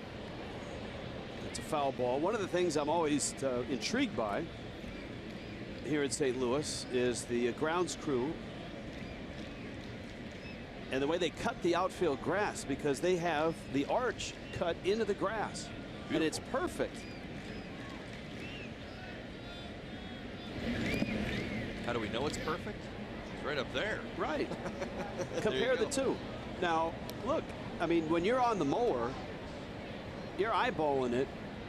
You think they're eyeballing it? I think so. I don't know that there's a GPS program that says here's the arch and you punch it into the mower and away it goes. What do you think? They may put some markers out. That's pretty good. In order to get that look, you have the different cuts of grass. You got to engage and lower and raise the blade. Now we're here for 4 days, and so for Jessica, we'll figure something out. For Jessica Blaylock, that's a great homework assignment. How do they cut the? Maybe she can ride along on the mower. I mean, she slid down Bernie's slide. She's probably going to do something like that in San Francisco. I am always up for anything, guys. You know that. You give me an assignment, and I am all over it. So your assignment is, how does the grounds crew or the chief grass artist here do such a great job with the arch and not? I mean, it's perfect because straightaway center field. That's the what you call that, the apex of the arch. Nice use of the word apex. Thank you. You don't get to use that very often. No, I think the last time I did, I misused it actually. Here's the 2-2. I was stuck between nadir and apex. 2 balls, 2 strikes. That's what happens when it's 11-0. That's the challenge for the hitters. To not let things get loose. You certainly don't want to give your at-bats away. You got to grind and keep battling. Adam Wainwright in a groove right now. 7 punch-outs for Wainwright. T-Mobile will give us an unlimited baseball break. Final vote. It ends Thursday at 4. There's your final vote roster. Justin Bour. Now, until Thursday, the votes have to be online. Marlins.com/vote. On Thursday, there's a window of voting on Twitter where that hashtag #VoteBour will get you a vote. You were talking earlier about just JT Realmuto and trying to get some national love and differentiate himself from some of the names that aren't as well known. I think the home run hitting contest should go a long ways to doing that for Justin Bour. No matter how he does, just the fact that he's in there and he'll be in the competition. Right. He's in his home ballpark. And Lorenzo Bundy, one of the Marlins coaches, from the report that we got earlier tonight, will be pitching to Bohr. I enjoy part of our job. You know, we come up, we usually talk to the other broadcast team for the Cardinals or the Brewers or whoever we're playing. Bohr down the right field line, and it's hauled in there. Hold that thought. We'll finish it. We got a long way to go. So keep your powder dry. There you go. 11-0 Cardinals.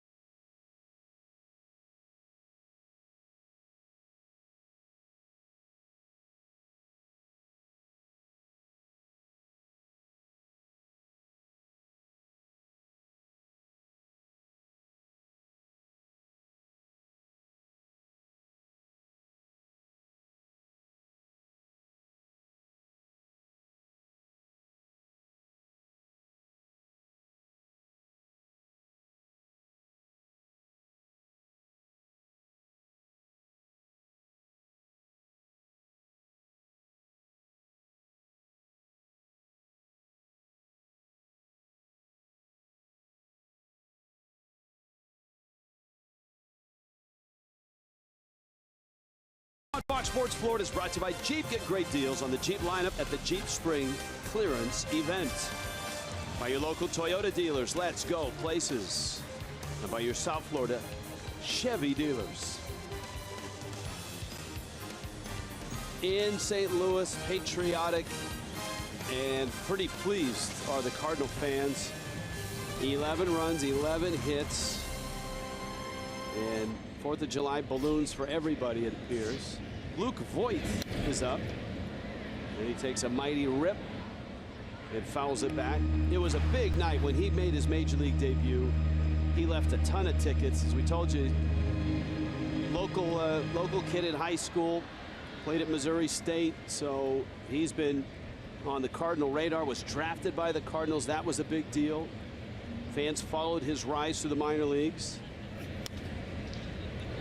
And he gets to the major leagues, and he makes his major league debut. And what happens?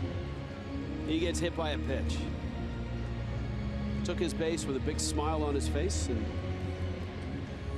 a lot of firsts happen. First time down to first. Started his major league career. That's right. He's driven in a run in each of his at-bats, a double and a ground ball out. Junichi Tazawa in relief of Jeff Locke. Well, I think what was impressive is that, I mentioned it a little earlier in the ballgame, he's done a great job off their bench. 3 for 3 as a pinch hitter. We're getting from a variety of sources, whether it's Twitter, whether it's crack staff, our worldwide network of crack staffers, a variety of opinions on how the arch is mowed into the grass. One says GPS program in mower similar to the programs in large tractors. See? So, I mean, look, there's just beyond across the river, right? There's lots of cornfields once you get out of East St. Louis and towards Illinois. Yeah. So maybe they dialed in one of those farmers. Certainly, why not? The arch is right here. Made it look good, that's for sure. Ground ball to the left side. Martin gets the big hop and throws across the diamond. Out number 1. Well, it's 11-0. If you've just joined us, you missed the Cardinals scoring a slew of runs. I combined those two words. You can do that. And SLU is right up the road. Right. St. Louis University, by the way. Jeff Locke was knocked around. Junichi Tozawa is in right now. And we talked about it for Don Mattingly, the reluctance to go to the bullpen early. He's had to go there now. A lot of games leading up to this with no days off. And no days off until the All-Star break for the Fish. So the Marlins are essentially playing for the rest of this series and the rest of this road trip. They've got 3 games in San Francisco. And that's the job for Tozawa right now. 2 innings the other day. You're hoping to get a couple innings out of him, maybe even a little bit more out of him today. And that's what Don Mattingly is going to manage from here on out.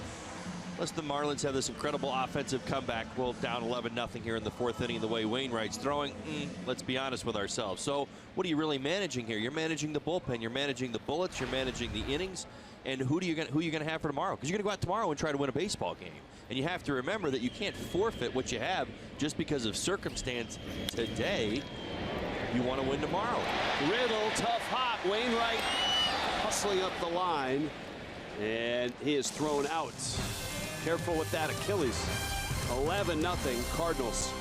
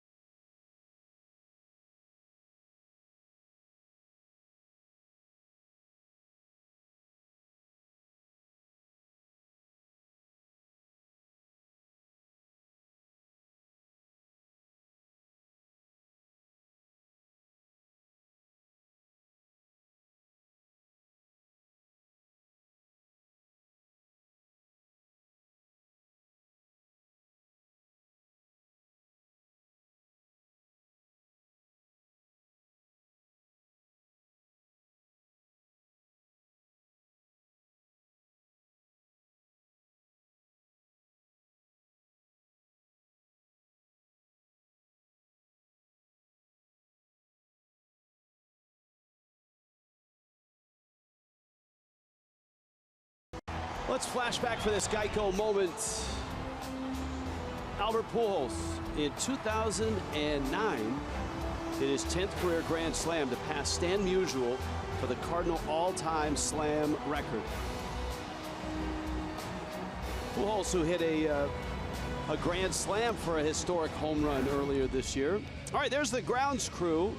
We have been working hard on that Arch story, and with an update, let's go to Jessica Blaylock.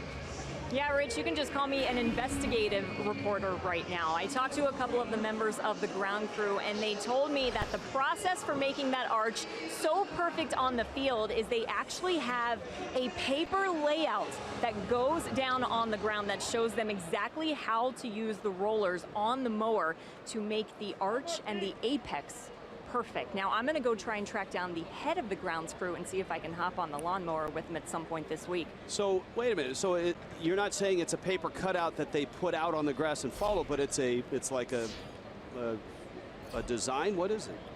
I'm going to do some more digging and clarify that, because he told me word for word it's a paper layout that shows them how to use the rollers on the mower. So I'm assuming it's almost like a stencil. That's a big stencil, though. That stencil would have, I mean, you'd have to roll it up with the tarp. Let me see what else I can track down. All right. Well, this is a developing story. Don't we have music for that and fancy graphic or something? Come on, people. Let's get to work. Prado at the plate, 0-2 pitch. And Wainwright bounces one up there. Now, getting back to the conversation an inning ago, I had mentioned to you, a lot of the conversations we had with the broadcasters. Now's a good time to do it. Why not? The Marlins are hitting. To no surprise, opposing teams, the broadcast teams, they take note of the Marlins. They say, man, oh man, what an offense. I mean, you just look up and down. I mean, the numbers top to bottom in this lineup. Stanton, I mean, D. Gordon's having, I mean, so many guys having good years. Days like today are hard. That looked like a strike. Wainwright with that, is that a slider at 82 miles an hour? He will throw a slider, 82 at 85. Right at the bottom. 3-2. Prado lines it, base hit, right field. Over to cut it off is Piscotty. And Miami here in the 5th has just their 3rd hit of the night.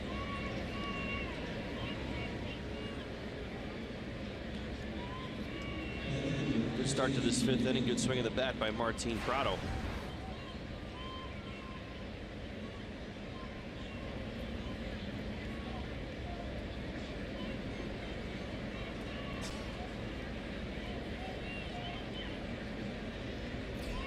JT Realmuto single back in the 2nd inning.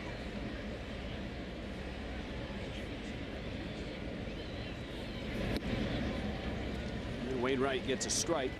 His fastball has varied from high 80s all the way to, I want to say 93, 94. Saw that in the 1st inning. Humped it up to 93 to strike out Stanton in the 1st. There's your pitch range, 93. Is the top end. Well, the one thing that starts to drain out of all the guys in the game right now is the adrenaline. Adrenaline continue to fire when the game is close. 1 run, 2 runs, big at bats as the game goes. But now the adrenaline has run out. Not for JT Realmuto. He's got 2 hits. He's 2 for 2. Yeah, he got that base hit without adrenaline, though. But that is when you're a good hitter. When you That's right. Overcome that. I'm not arguing the point. But it's what happens in games like this. I mean, wasn't it just 24 hours ago the Marlins were doing this to the Brewers? They were, although they a little later in the day. But yeah, 10-3. 17 hits.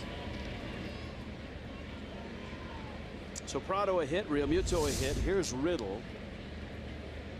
Dustin McGowan had thrown some pitches down in the bullpen. My guess is he'll come in if the Marlins pinch hit next. Riddle sends one right back into center. So the bags are loaded here, and Tyler Moore is going to get the at bat as the Marlins have an opportunity to get some runs, and so McGowan certainly will come into the game.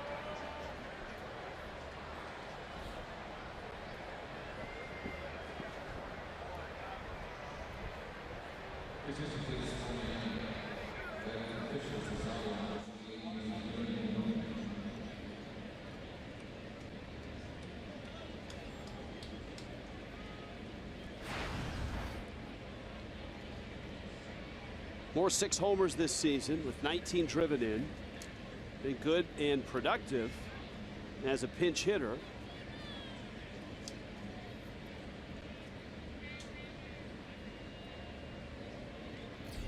A homer and 5 RBIs as a pinch hitter, 7 pinch hits. And Wainwright's curveball misses in.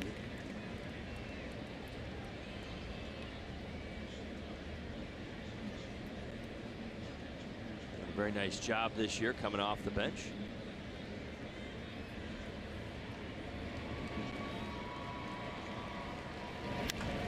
And he drives that into left field down the line. It'll chase home Prado. Realmuto right behind. Riddle holds second. And Miami all of a sudden has received their wake-up call and has 4 consecutive hits to start this, the 5th inning. All good swings. Tyler Moore catches a little bit off the end of the bat, but certainly hits it hard enough to get it down the left field line. Read by Prado, freezes to make sure it clears, comes in to score. Realmuto right behind him. So it's 11-2, and that's a start. Here's Gordon. He fires at that first pitch. Pham in center makes the catch.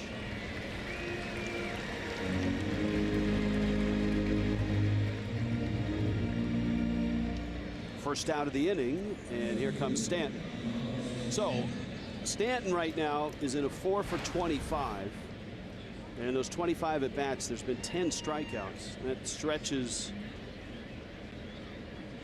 over a dozen games. What do you see, and what have you seen tonight? Well, one thing I do see, we talked a little bit about it yesterday. He's very closed up, a little bit more than we saw from him earlier in June when he was really swinging that hot bat.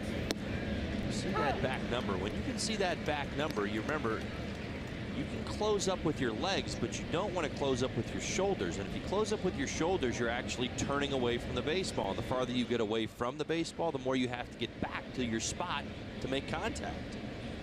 So what it does, make your swing look short. You may feel short, but you're actually long to the baseball because your shoulders are not squared to the pitcher's mound.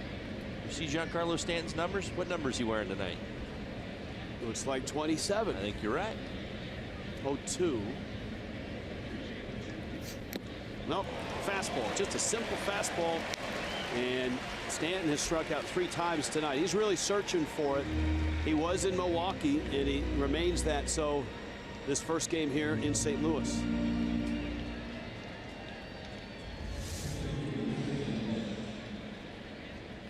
Adam Wainwright has stayed very aggressive against Stanton tonight. Did throw a few sliders off the outside corner, but has really just challenged him with the fastball.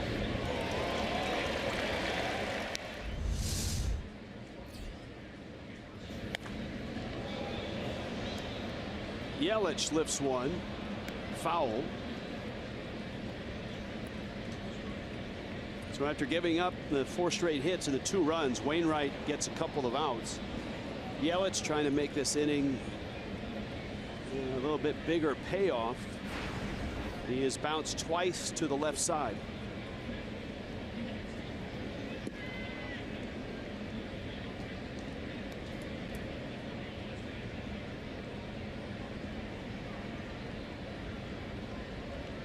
It's a very nice day yesterday. Ball hard for all 4 of his hits. Quinn Walcott is the home plate umpire. He wasn't buying that breaking ball. Paul Emmel, Brian O'Nora, Scott Berry are with us for all 4 games in St. Louis. Everybody gets a chance at the dish, as they call it.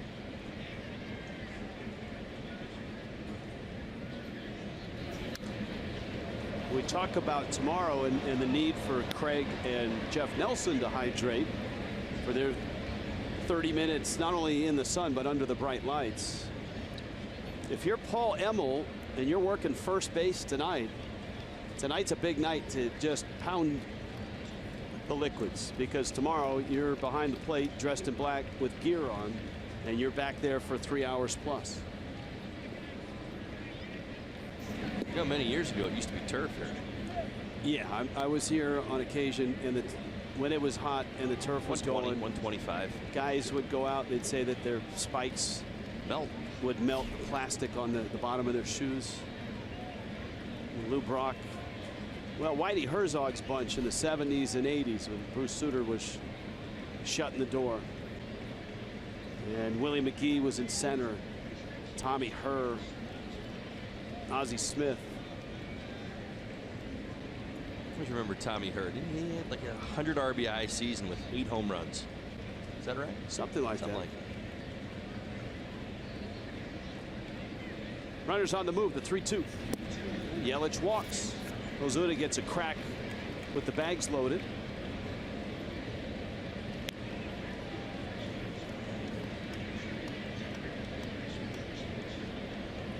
Coors Light Cold Hard Fact. All-Star Game starters: Gary Sheffield, Hanley Ramirez, Giancarlo Stanton, D. Gordon, and Marcell Ozuna. Now the trick, that's by the vote. The trick with Stanton and Gordon is that they did not get a chance to start that All-Star game in 2015. Ozuna did start last year. So that's by vote. Ozuna lines it. That's a fair ball. Lots of RBIs for Ozuna here. Riddle is in. Realmuto is in. Yelich is in. And Miami gets a 3-run double for Marcell Ozuna, who now has 62 driven in this season. Time and time again, we continue to talk about Marcell Ozuna. Runners in scoring position and 2 outs. 93-mile-an-hour fastball up. Stays on it, goes the other way. Nice swing right there. Remember, he struck out his first 2 at-bats of tonight's ball game. That 3rd time up, so many times this year has been the charm for him. Able to make the adjustment. Decides to be a little bit aggressive, a little bit more aggressive early. Picks up a 3-run double. Still a 6-run lead, but obviously Miami's done some nice work here in the 5th. Still an early ball game. There's a lot of at-bats left for the Marlins. We are raving about this offense, and it's 1 pitch at a time becomes the theme in the dugout. You tell each other 1 pitch at a time, 1 pitch at a time. There's your pitch total for Wainwright. Cardinal bullpen not active yet. Bohr climbs in.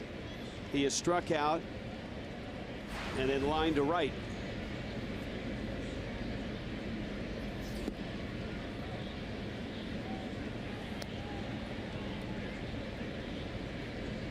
Your chance to vote. He is in that final vote. The last 5 candidates.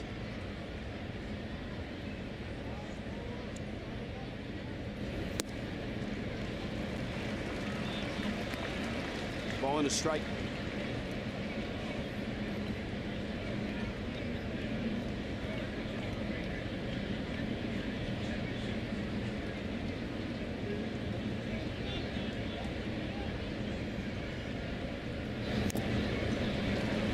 Wainwright using that breaking ball against Bohr with effectiveness tonight. And the count is 1-2. Yeah, Justin Bohr having to slow down his hands, his swing, to try to catch up to that. You shouldn't use the word catch up. I should say slow down his hands so that he can make contact with that curveball.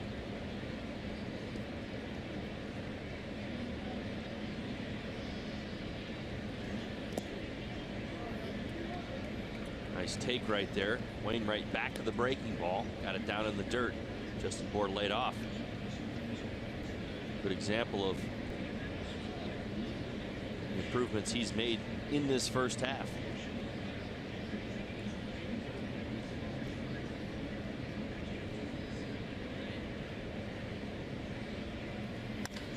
Bohr drives that ball left center field, hits it well. Pham after it, won't get it. It bounces up into the seats. It's a ground rule double. Another run across. Miami's got 6. And Bohr with his 11th double, 54th driven in. And the lead is 5 for St. Louis. Vote Bohr. Why not? Nice approach. Breaking ball. 3 of them. That one stayed up just a bit more. He stayed on it. See how his weight kind of got out over that front leg, but he kept his hands back and he went the other way.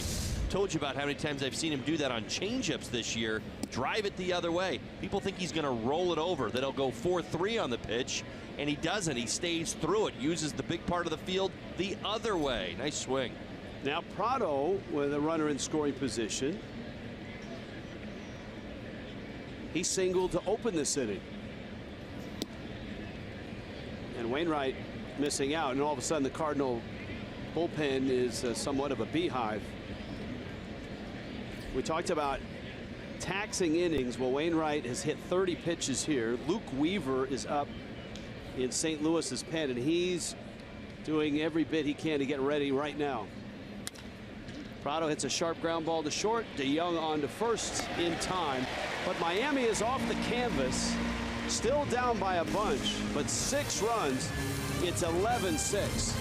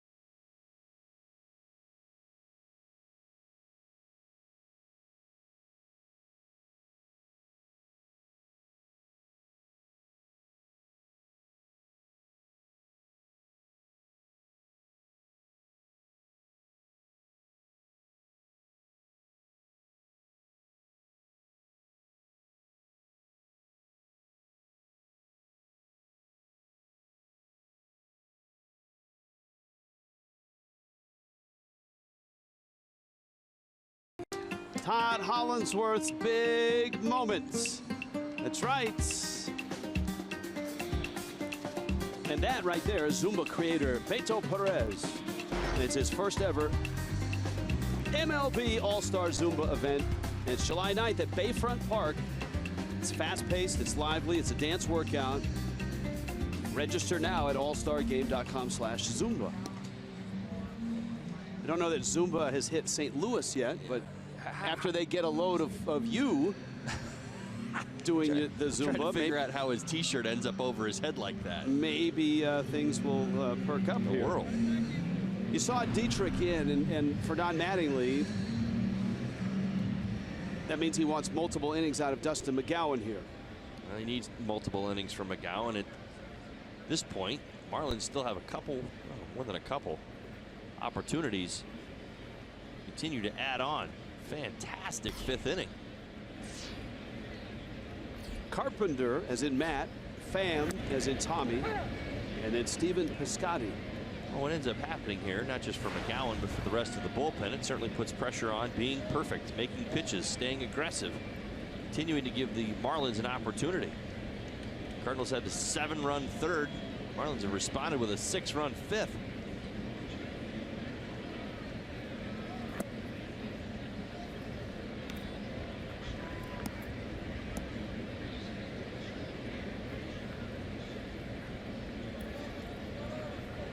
Carpenter has already been to the plate 3 times. Single, bounced out, sacrifice fly. St. Louis has 11 runs on 11 hits.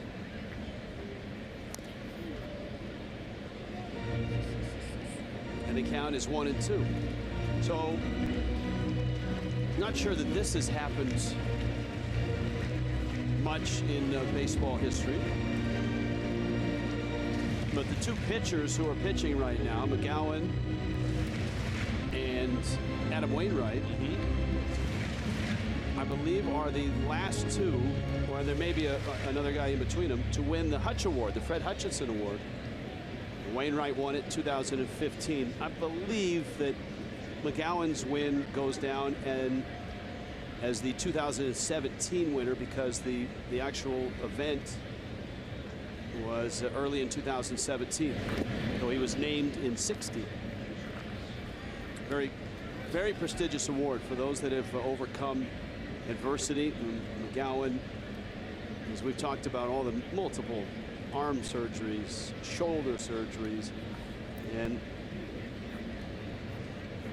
all the while pitching with the type 1 diabetes. And it just in getting to the Fred Hutch info, McGowan is the 16 winner. So you got the 15 winner and the 16 winner, and you've got Yelich running the ball down in left center. So that's pretty cool. 15 and 16 with Adam Wainwright and Dustin McGowan. Deep drive off the bat of Carpenter. Nice communication out there by Yelich and Ozuna as they both converged on that fly ball. Yelich took over.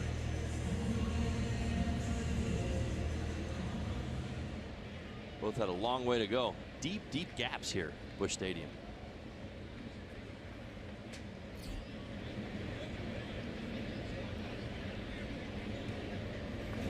Once you get to the summer months here, ball has a tendency to jump, but you're right, it's a big ballpark. Well, especially behind Christian Yelich to his left and to his right. Like that whole wall from the Phillips 66 on over to, what is that, a Marin? It's about 390 out to dead center field, 400. That is a long way to go all the way around. So there's a lot of territory that you have to cover. And your point is a good one in that the fence along the batter's eye there, the grass behind Yelich, is almost flat. Right. Which means it's 400, and it may be even a little deeper to the right or the left of the 400 mark because it's not curving in. Right.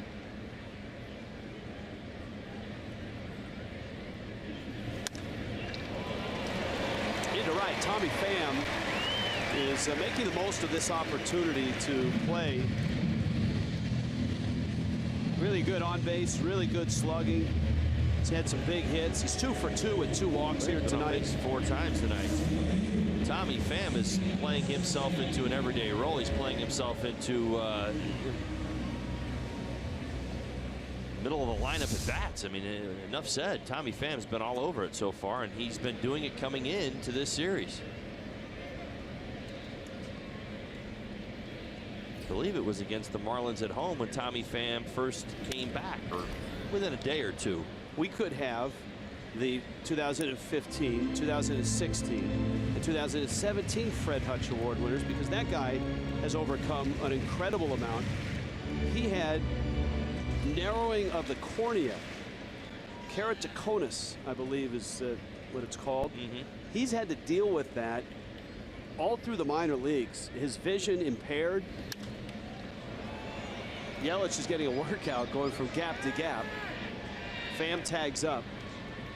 As you can attest, the lighting in the minor leagues, while better now than it was 15, 25 years ago, is still not great. So for a guy that's struggling to come through the minor leagues and crack the Cardinals starting lineup, which is not easy to do, Pham, who grew up in Las Vegas and is a Vietnamese American, spent parts of 12 years in the minors, and little by little, the more he's played in the big leagues, the more the Cardinals get a look at him, the more they like him. Well, they should. Great athlete. Can go get a baseball. Plays with an aggressiveness that you love to see in a ball player. Alex Mejia is pinch hitting here for Piscotty.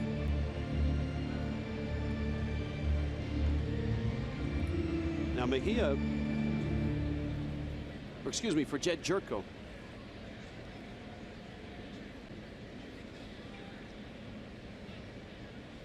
Runner goes, Pham on the move. Real Muto's throw is waiting on him. Woo. Swim move at second.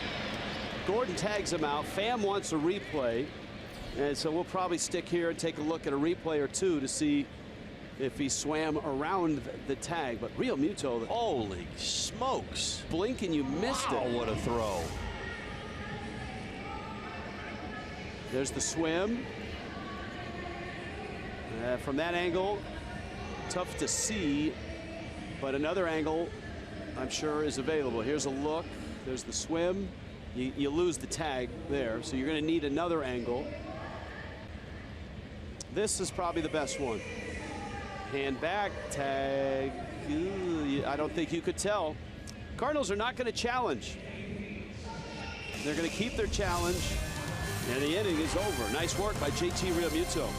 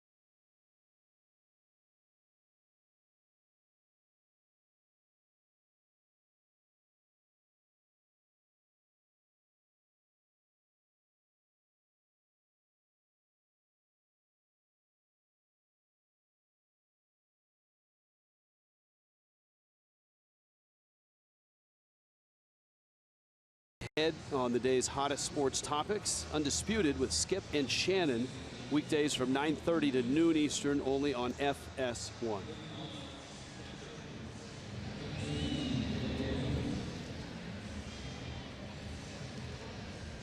All right, we saw Mejia come in to hit for Jerko. You obviously know it's not a defensive move because they quite honestly would let Jerko hit and then bring him in. Luke Weaver's in the ball game, and the word is that Jerko has left leg cramping and has left the game.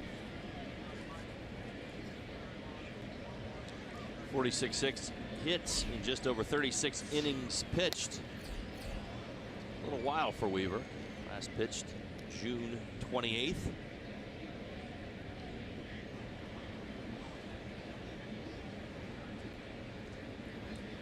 So Wainwright done after 5. Realmuto, Riddle, and remember it's Dietrich. Miami 6 runs in the 5th.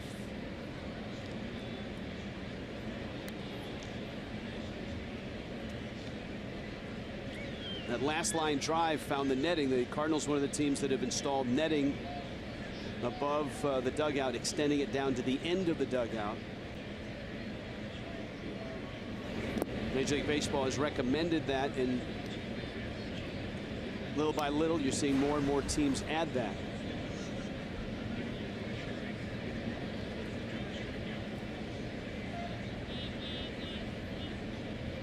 To protect from line drives and obviously bats. That one's scorched. And it's 1-2. Now the arsenal for Weaver.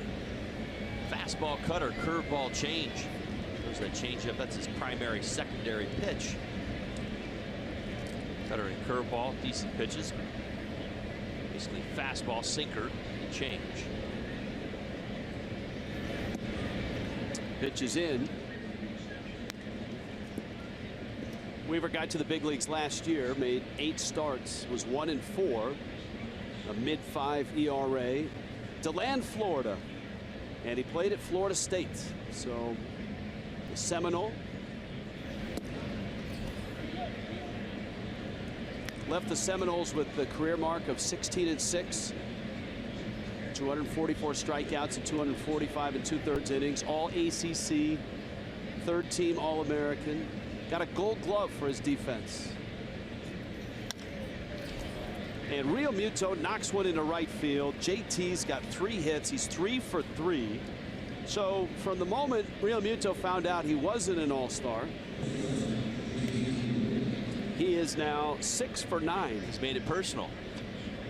Well, what he's doing is lobbying for a spot. That's right. Oh, well. He figures if Joe Madden or the National League needs a bat or a catcher in the next week as some guys drop out of the game, I might as well be hot. You can tell how hot he is. Lined one foul to left, and that right there, a line drive rocket to right.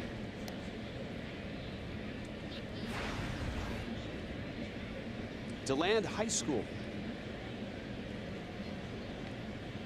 See JT Riddle starting to find that stroke again. Yeah, the balls he hit yesterday were well hit. He was 2 for 4. Another base hit to center field today as well. So back on that fastball. Barrel starting to get back out in front. Sometimes a young hitter gets to the big leagues and suddenly hits home runs. He had 3 homers.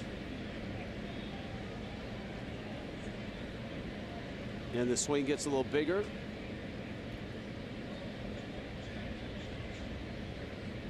Looks like he has dialed it back in.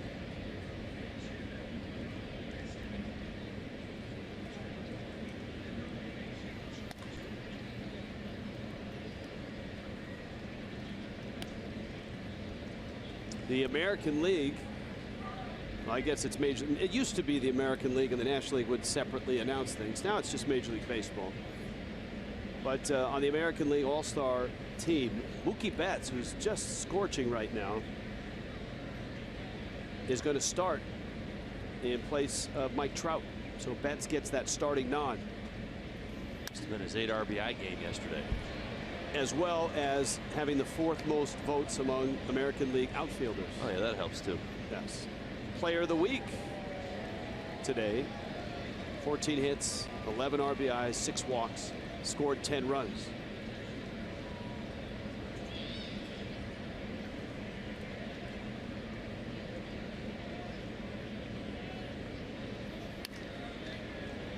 Well, we've just gotten word Marlins fans about the home run derby. The field has been rounded out. It is now complete. Wow.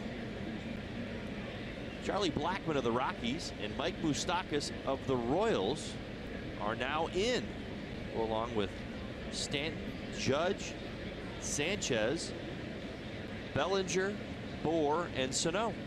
So there you go. Sano of the Twins, another base hit for Riddle into right. And the Marlins really have gotten off the canvas and are taking some big swings of their own and landing some punches here. Here comes Dietrich. Well, Luke Weaver not fooling anybody with his secondary pitches. Nice swing from JT Riddle. Stays on it, able to find the hole to the right side. Marlins in business once again. Just keep putting together good at bat after good at bat, one pitch at a time. The Marlins creeping up. One big swing from turning this into a two-run ball game.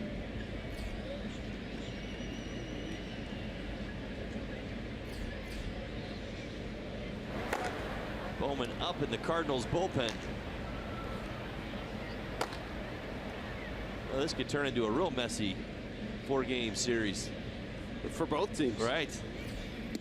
Dietrich takes out. First at bat for Dietrich. Remember in the double switch to keep McGowan multiple innings. Don Mattingly brought Dietrich in the 9th spot and put the pitcher in Martin Prado's spot. Two-strike home run yesterday. And a pop-up here. DeYoung is out, and it's the left fielder Grichuk who charges in and makes the catch.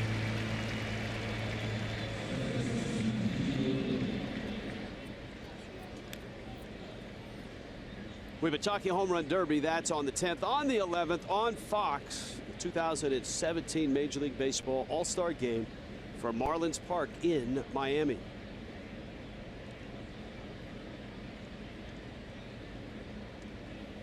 Remember the Marlin fan we showed about 2 innings ago, how downcast he was when it was 11-0? He's happier now. Has sure. a little more life. Yeah. D. Gordon, 1 for 3.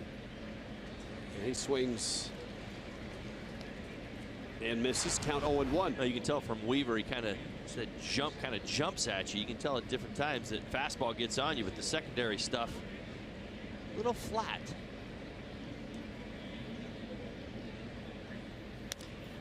Gordon's bouncer, sliding stop by Voit, goes to second for 1.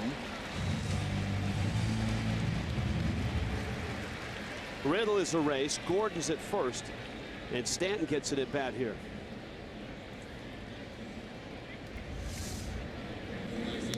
Watch Voit to the backhand right there. Knows his only plays at second base with D. Gordon running. Solid throw.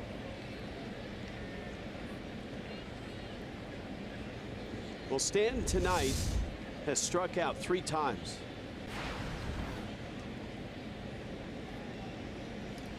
That was against Adam Wainwright. Luke Weaver. This is down low.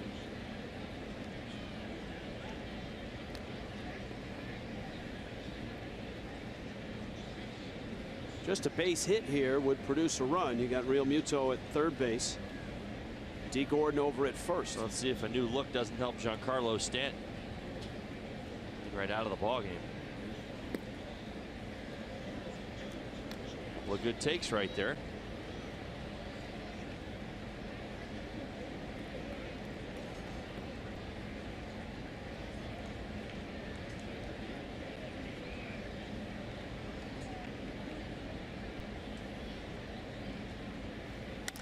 Stand the liner to center. It hangs up, and Pham makes the catch.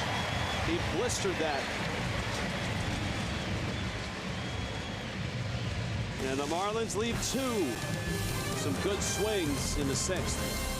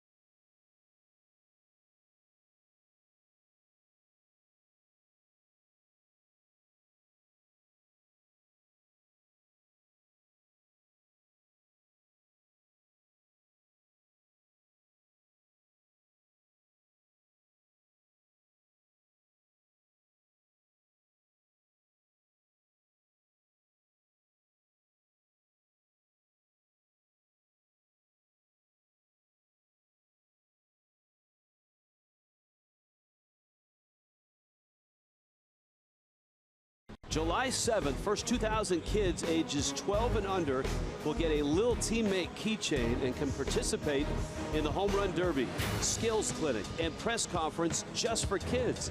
They've got a Home Run Derby for kids and skills clinics.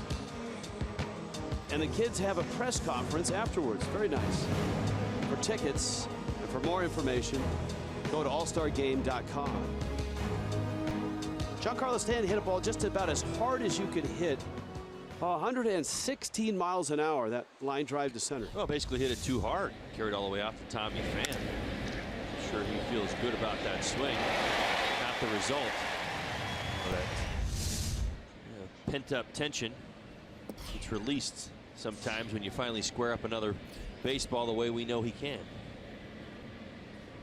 Alex Mejia resumes the spot in the batter's box. Remember, Tommy Pham was caught stealing to end the 5th.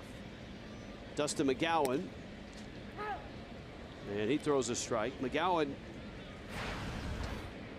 arriving here in the bottom of the 5th.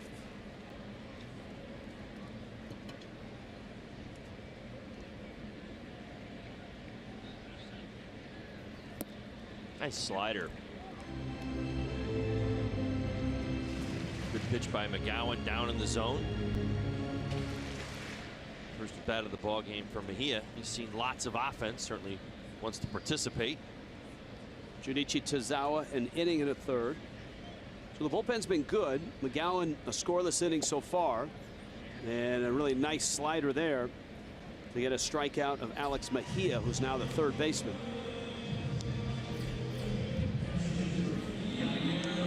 And the lefty Lions up in St. Louis's bullpen as Yadi Molina stands in. Jeff Locke went 2 2/3. He absorbed 11 hits and all 11 runs, 4 walks and 2 strikeouts. Molina driving in right center field. Yelich cuts it off. Molina's chugging into second, and he's in there with a double. Second double of the night.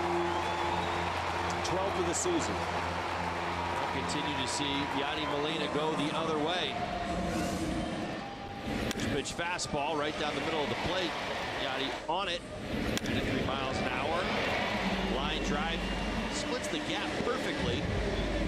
Gets out of the box pretty well and hustles into second base with a double. Afternoon game tomorrow. A Yadi party. Well, he's having a party today on the 3rd. 3 for 3 with a sacrifice fly, a couple of doubles. 1:30 for Marlins Live. This is the Randall Grichuk portion of the lineup for the Cardinals. Grichuk in the 6th spot. Luke Voit on deck. 13 hits now for St. Louis.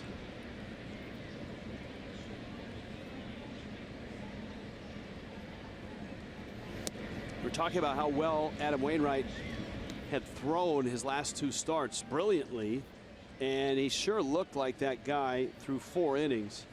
But his final line is 8 hits, 6 runs in 5 innings, 8 strikeouts, and 1 walk. And I'm not for a second going to take anything away from the Marlins and the at-bats that they started to put together against Wainwright, but I kidded you about adrenaline. And it's interesting what you saw that inning. And not that Adam Wainwright hasn't been in that situation before in his life, but that was a different Adam Wainwright. I mean, it's undeniable.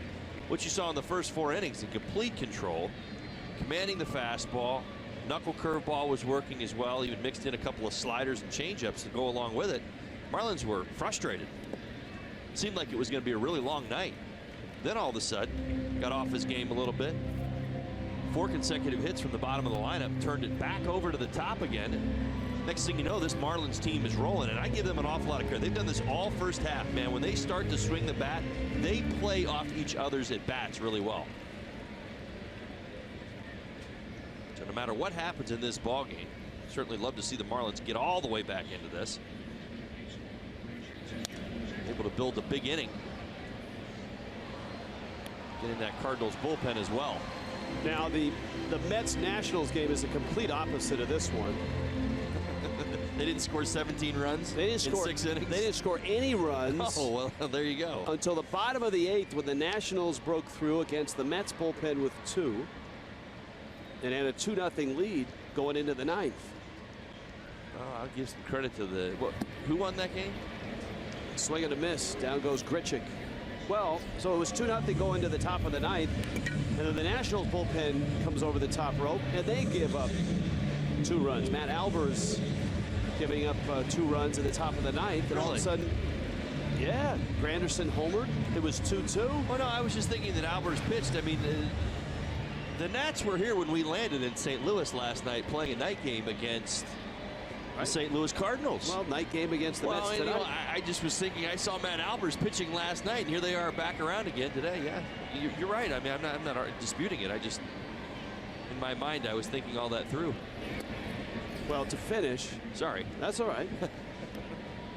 The Mets bullpen came back out in the bottom of the 9th, and they promptly gave up a walk-off run, and the Nationals won the ballgame 3-2. So the bullpen on either side faltered. The Nationals win it 3-2 at home over the Mets.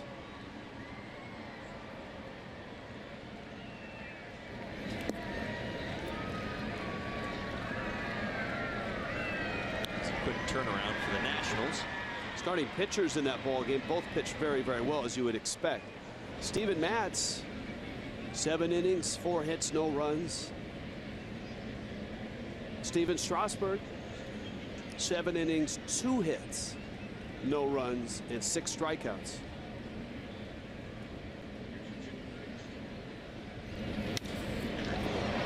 Voit to right, it's deep. Stanton shy of the track, makes the catch. Really nice work by Dustin McGowan. 11-6 still.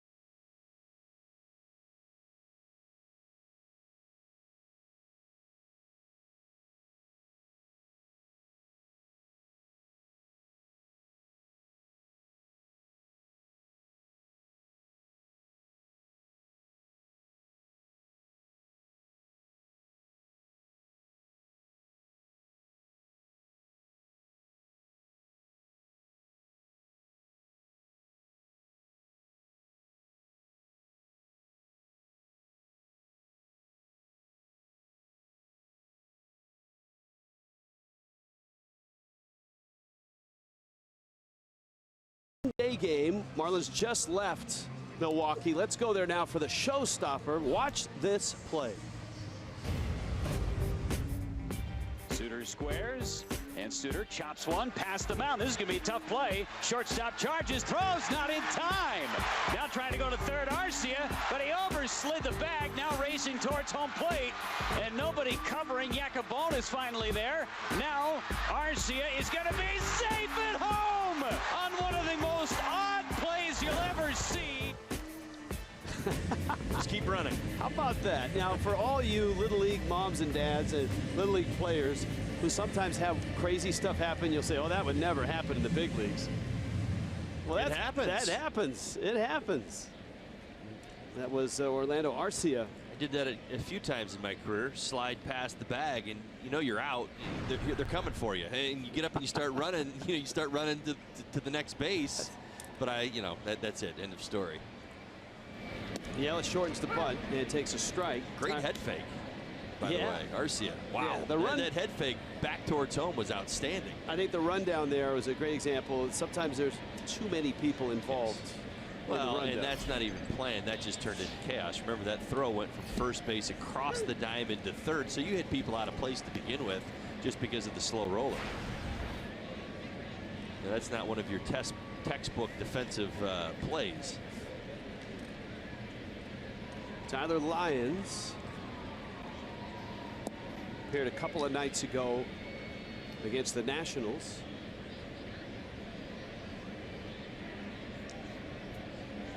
It's a guy that's been used in long relief. Nick Wickren is in. And that's what you're going to see a lot of, particularly against the left-handed hitters. Fastball slider, throws that slider about 46% of the time. Let's check in with Jessica Blaylock. Jess? Hey, Rich, I've got an update on the developing story of how the grounds crew gets that arch so perfectly on the field. I've got a meeting scheduled tomorrow with the head of the Cardinals grounds crew. He's going to answer all of my questions, explain how everything works. So look for that in tomorrow's pregame show. Guys, the one thing that I can tell you, it doesn't work like a stencil. If you have any questions, get them into me tonight. I will take care of getting answers for them tomorrow. All right, you can reach Jess on Twitter, or just send him to the booth, crack staff him. That's tomorrow. Questions to the booth get pushed off on other people. Well, sometimes. This one, we don't have the answers. No, I mean, there's only so much we can prepare for. Right, that's what I'm getting at. Here's Ozuna.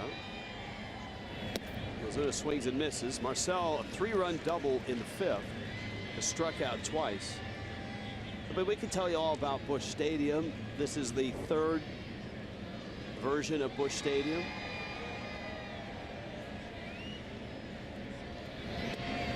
Most people remember the old Busch Stadium as the one that was the circular cookie cutter type with AstroTurf for most of its existence.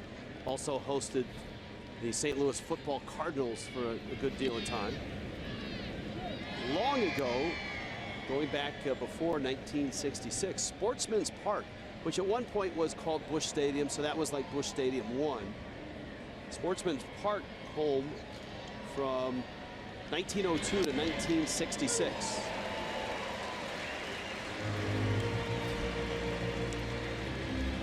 A big sweeping slider to the back outside corner. Just want to say around the outside corner. Marcell Ozuna did not think that was a strike. Lyons leaning on that bread and butter slider that he likes to throw. Take another look at it. Let's take a look. It was a strike. Perfect pitch. Well, what Lyons wants a right-handed hitter to do is give up on it before it gets there. Well, for Mike Matheny, this is the perfect place to deploy Lyons. He struck out Yelich. He strikes out Ozuna, and he gets another lefty in Bohr, his second lefty of the inning. David Bell to the right of Mike Matheny, trusted bench coach. Had a nice major league career.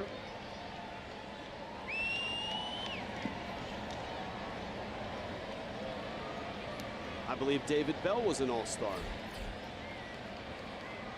Ichiro. There's Bell.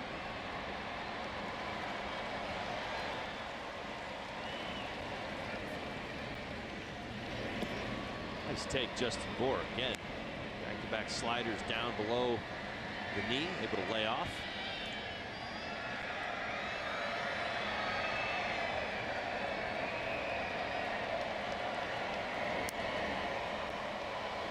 .89 on the fastball. The wave right now going through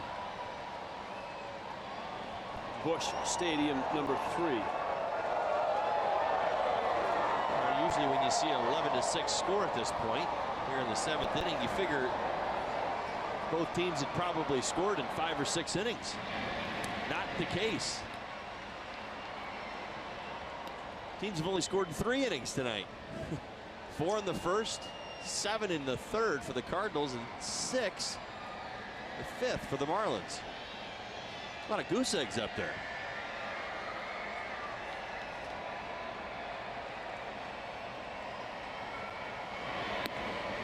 4 walks. Breaking ball was up and in.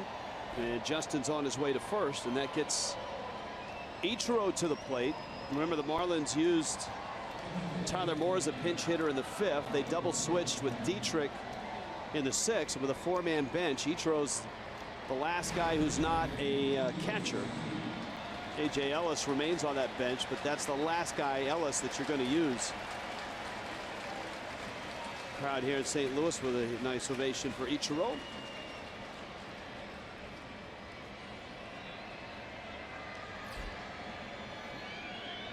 Marlins would love to get Real Muto to the plate this inning against this lefty.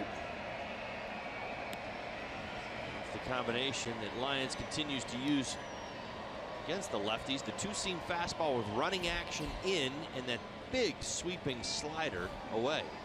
There it is again.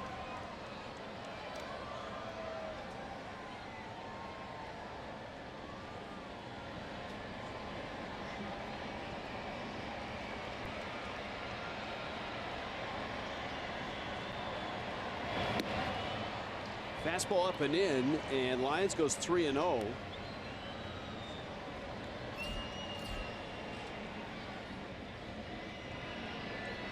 The Cardinals do not have a right-hander ready, but they're trying to get one ready in a hurry.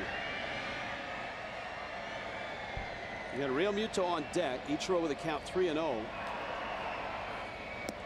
that pitch misses in, so Ichiro walks. This happened fast. I mean, first 2 hitters, Yelich and Ozuna, didn't see very many pitches. Lyons picked up a couple strikeouts, now a couple walks.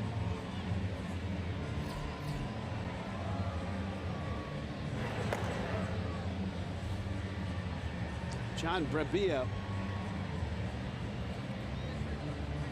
in the bullpen. Brebbia is trying to get loose as fast as he can.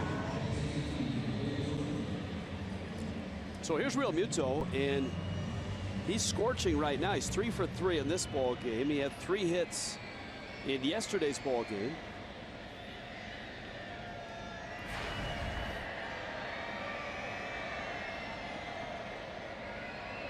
He is 6 for his last 8 at bats.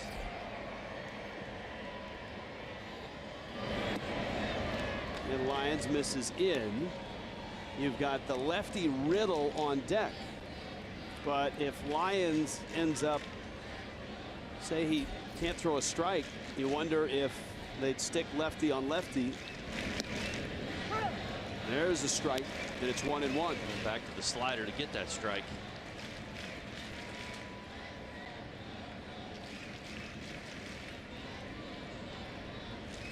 Moore at second, Ichiro first. JT after the fastball, and it's 1-2. See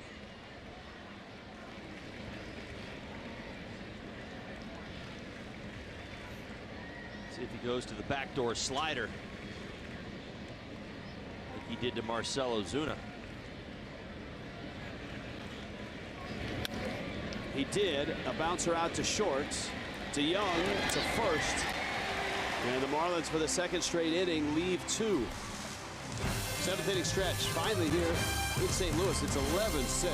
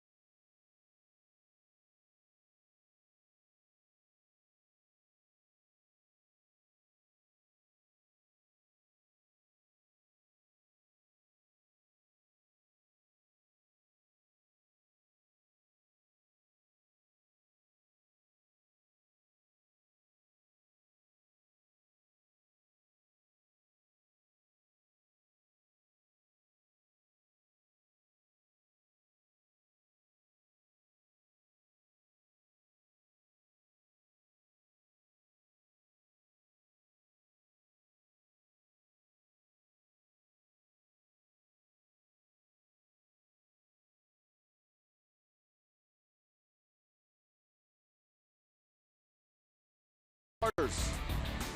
And of course, the game on Fox. Nationals on the right side. Zim, Murph, and Bryce Harper. Charlie Blackmon's in that home run hitting contest. In case you haven't heard, Zach Cozart deserving it short. Nolan Arenado is one of the great players in the game right now. And doesn't that look great? A big smile from Marcell Ozuna in left field in front of the Clevelander. And Buster Posey, former Seminole. Now, on to the American League. Trout is out. Mookie Betts will start in the outfield. Aaron Judge, George Springer on the corners. Jose Ramirez. Justin Smoke having quite the year, isn't he? Up in Toronto. Altuve and Correa up the middle for the Astros and the American League. And Sal Perez with Corey Dickerson having a great year, and he's the DH. Smoke having such a year, I had to go back and do a double take. Big year with Toronto Blue Jays. 22 homers, 50 RBIs. Big numbers. All right, the Marlins bullpen relay continues now. Really nice work from Dustin McGowan. Junichi Tazawa with an inning and a third scoreless. And Nick Wickren now.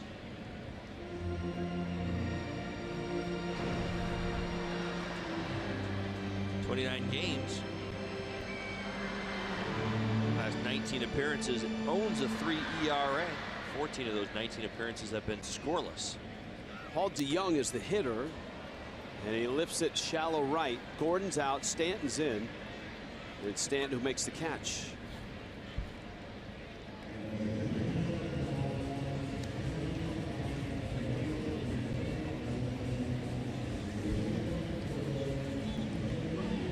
Cardinals now going with Jose Martinez. He's going to hit here in the bottom of the 7th. Adam Wainwright, before he left, did some damage himself. He had a 2-run single in the 3rd. The 3rd was the big inning against Jeff Locke, who gave up 4 in the first, 7 in the 3rd.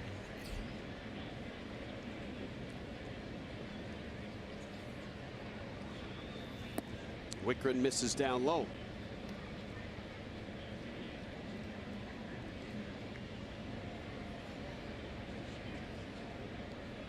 Jose Martinez 0 for his last 8.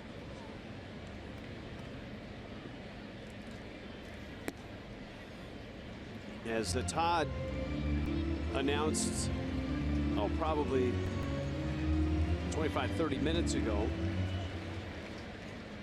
the home run derby field is complete.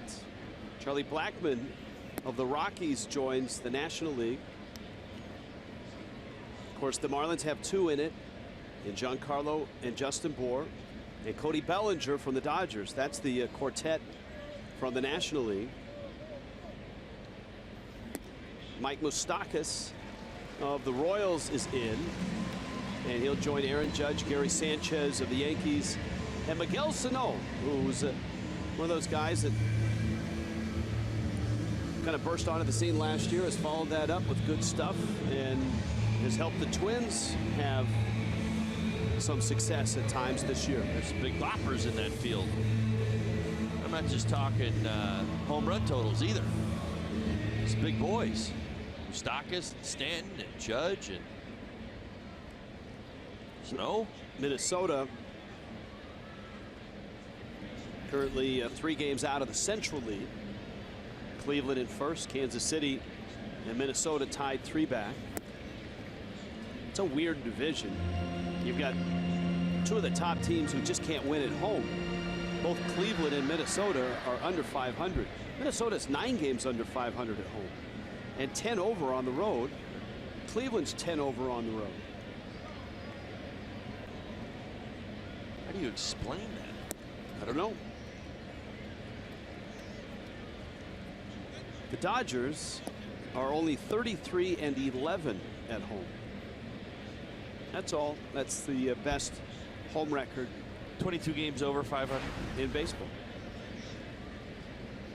Of course, they're 4 over on the road as well, so it makes for a great season so far, although Arizona's hanging in there. 2.5 back at the start of play on this 3rd of July. Fireworks tonight at the ballpark. Fireworks tomorrow night at the Arch. It's a day game tomorrow. 1:15 start here in the Central Time Zone. 2:15 back home.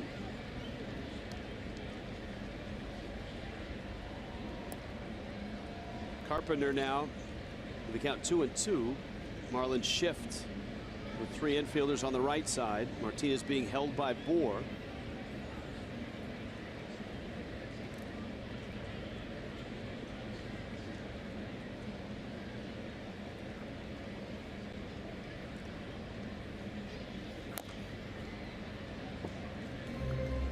Carpenter stays alive at 2-2. I wonder if Bohr will wear any of his donut gear for the All-Star week. He should. It's a great t-shirt. He had that great shirt that he was wearing last year that says, "I want abs, but I want donut more." And of course, Bohr's Grand Slam Donuts shirt, which is a giveaway on the next homestand that Friday night against the Dodgers. Left field and deep. Ozuna at the wall makes the catch, and Martinez has to turn tail and dash back to first. Ball struck off the bat of Matt Carpenter. Good route running by Marcell Ozuna out in left field. Nice job putting himself in position to make the catch at the wall, spin and throw all in one motion.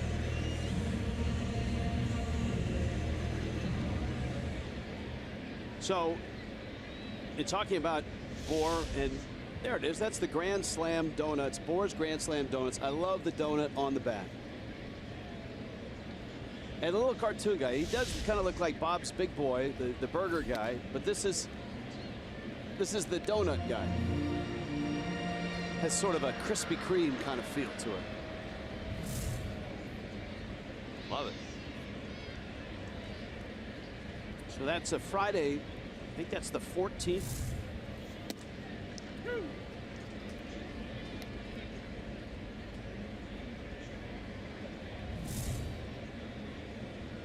That is from Bohr's Instagram account. Hashtag National Donut Day. Available 7/14. 0-2. Ball in the dirt. Runner on the move. And Martinez going to get there. It's good fundamentals. Good heads up. Saw the ball in the dirt. Real Muto had to sell out to block it. Yeah, that's sometimes the challenge. Remember, this ball game is now a closer ball game than it was. Martinez fresh into the game. Shuffle off first base and reads that ball down in the dirt, able to get over to second base.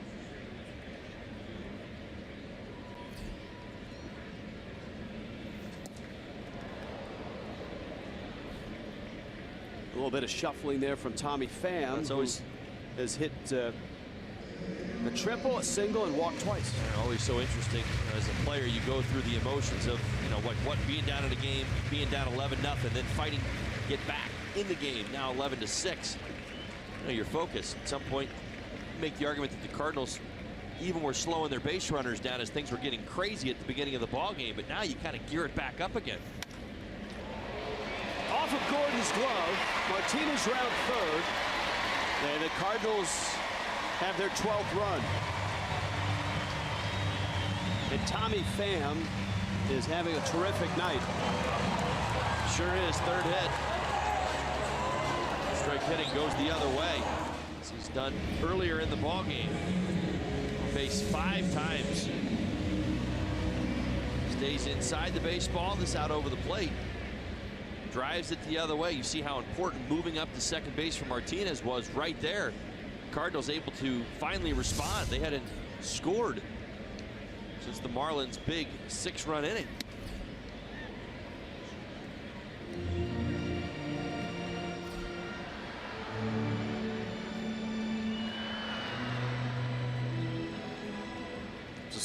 Scotty has a couple of hits. Pham. Now, I know there's a whole binder full of unwritten rules in baseball. Is it okay to steal here? They may want to. This game's that's far from over. It's a 6-run. Oh, it's right. a 6-run. You got 12 runs on the board. That's what I was just talking about, headed, though. That's what's so interesting about this game, and so you don't see this so often.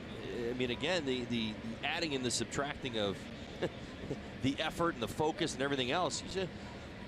You talk in the dugout. You're up 11-0 of where you want to go with the ball game and certainly what you want to do. But if you're the Cardinals right now, you have to stay aggressive.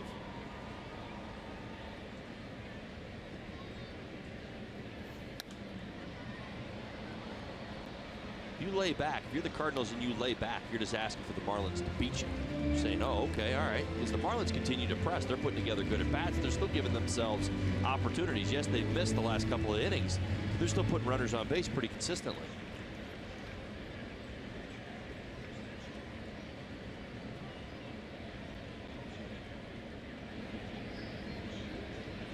Pham was caught stealing in the 5th. Wickren is quick to the plate.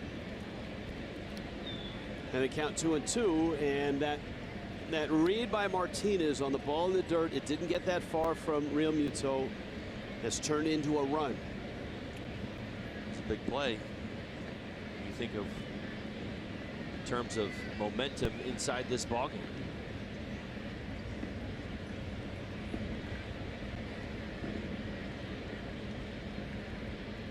Pretty similar to yesterday's game when Don Mattingly was arguing the check swing with the 3-run lead. Outside corner. And Piscotty goes down. Cardinals get a run, though, and they stretch the lead to 12-6.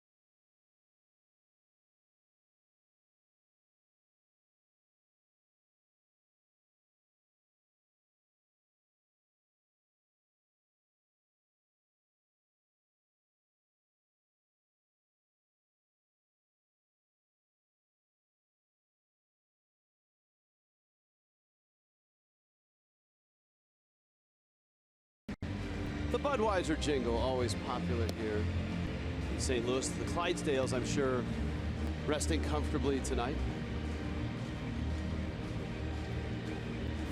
Tomorrow's starters, here you go. Jose Urena, Lance Lynn. 6-3 is Urena with a 3.42. Lynn's ERA under 4. That's the matchup tomorrow. And again, it's an afternoon game tomorrow on the 4th of July. 1:15 start here. Oh, the Clydesdales are up on the scoreboard, though. That's a sweet look.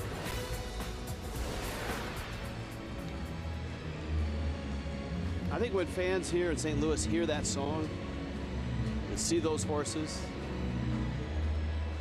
I'll take 2.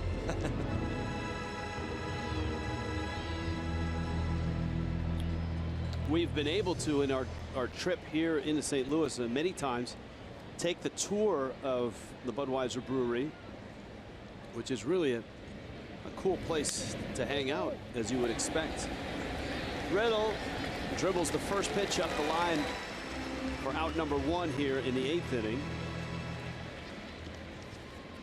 Cardinal bullpen in gear. Matt Bowman, who picked up his first major league save on Saturday with a bases loaded strikeout. Back of the Cardinal pen is kind of a work in progress. Whether it's Rosenthal or O, there's been issues finishing games. Dietrich takes a strike. Much like the Marlins bullpen, the roles have changed a few different times this year for the Cardinals. One thing is for certain for the Marlins, A.J. Ramos is the closer. Cardinals, that's not as sure a thing.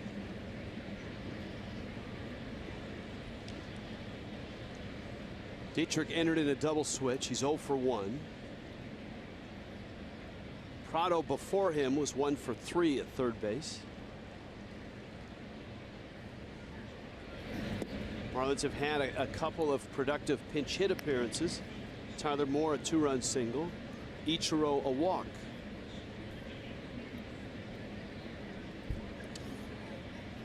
See the heavy sink on Bowman's fastball. Does throw a changeup and a slider as well. Dietrich sends it into right center field. That's a base hit, and it's going to get to the wall. He arrives at second with a double. Really nice road trip for Derek Dietrich. He swung the bat well in Milwaukee. Had 3 hits, a homer and a double. Home run yesterday's ball game with 2 strikes. Swing, front foot down early. One thing noticed in the Milwaukee series, so much better getting on top of the fastball, driving it both to left center field and to right center field. There's right center field right there with a good swing on a 91-mile-an-hour fastball.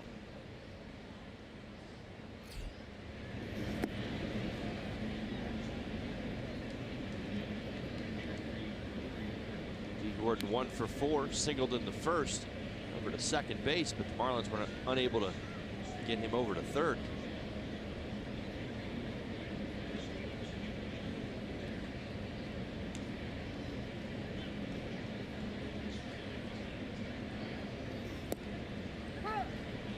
Strike from Bowman.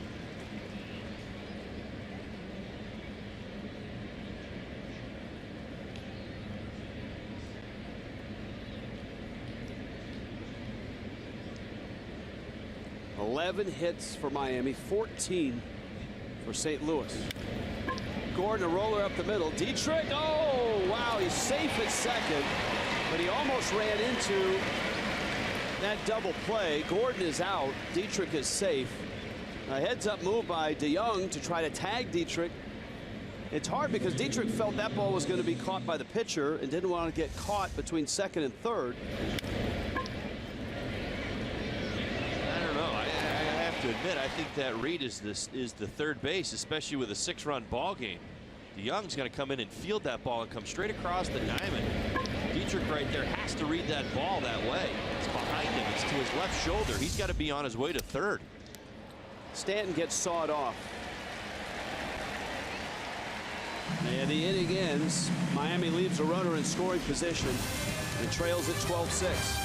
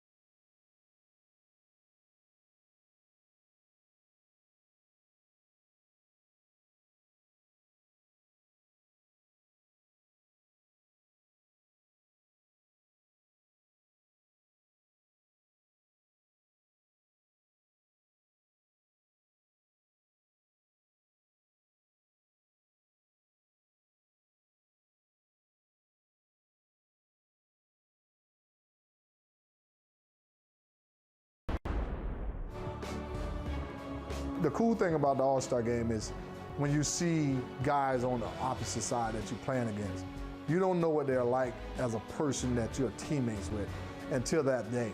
And when you walk in that locker room and you see all the nameplates and you see the numbers on the back, and then all of a sudden they're coming up to you as your teammate and they're talking to you like we're not enemies today.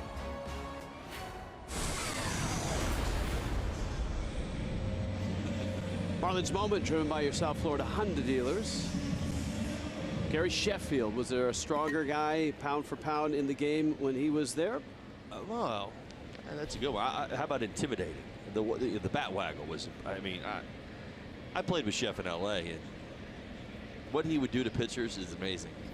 Well, I mean, just the intimidation. I mean, you see him start waggling that bat like he's holding a wiffle ball bat up there, and pitchers would just be like, ball one, ball two, ball three. Harlan Garcia in. Bouncer to shorts. Riddle gobbles it up, and Mejia is out number one. I've heard third baseman, in particular Chipper Jones, talk about having to play third with the Sheffield. Right.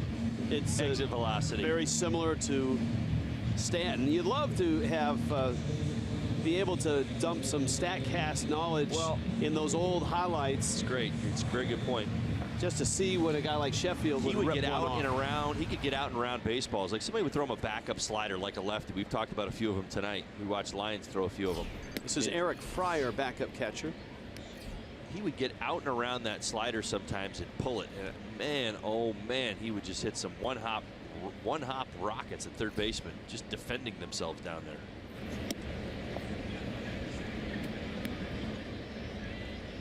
That last little snippet in that piece by Chef, I love the last thing he said. He goes about talking about being an all-star.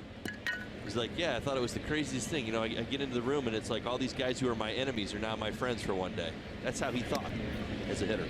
Everybody was his enemy until the All-Star game. He's like, okay, you be my friend today.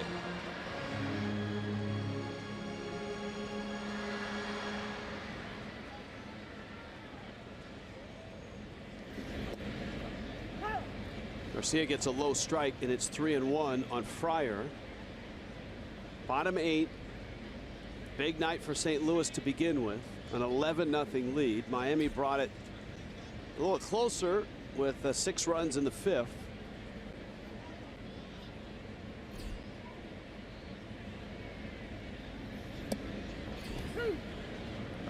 Cardinals adding a run in the bottom of the 7th. Fryer with a full count now.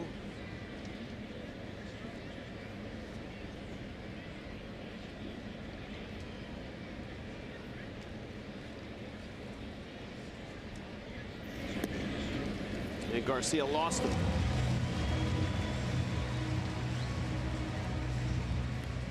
Home run derby. Now, Giancarlo is in the real home run derby, but you can jump in yourself in the MLB.com home run derby game on the App Store and Google Play. And you could play, look at this, as your favorite slugger.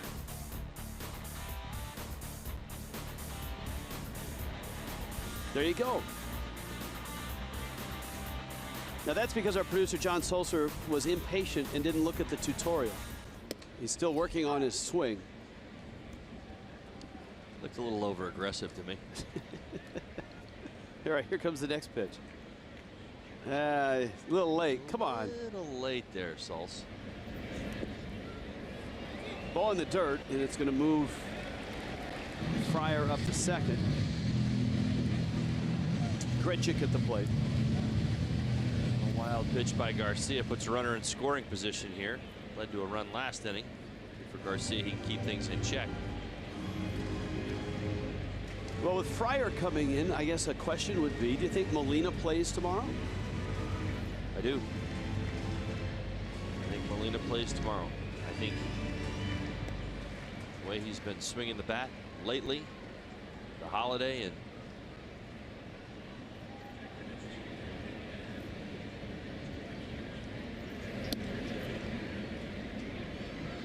maybe that's why Matheny got him out of there and put Fryer in for these last. That's kind of what I'm thinking.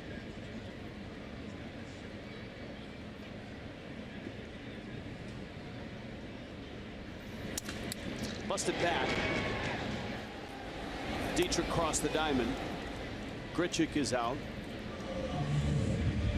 Fryer holds at second, and Luke Voigt is coming up. Let's dive in and see what else is going on in Major League Baseball. We've given you all the All-Star news. In case you missed it, Justin Bour is in the home run derby. Voigt coming to the plate. We told you that both bullpens broke down at the end of a scoreless game, and the Nationals beat the Mets 3-2. Other games are just about to finish. The Phillies just did finish. They shut out Pittsburgh. A rare win for the Phils, 4-0. It's been playing a little bit better here of late.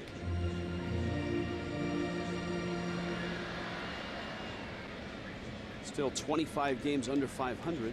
Okay, shoot that down. I was just saying. But no, like, it was a couple games I was talking about.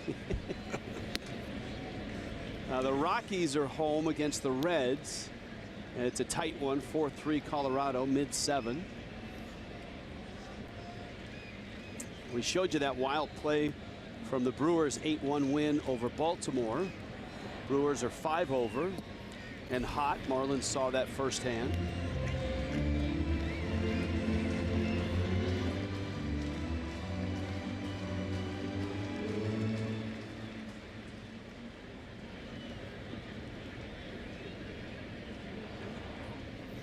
Big Luke Voigt takes a strike. It's 3-1. Double off the left field wall earlier in the ball game against Jeff Locke.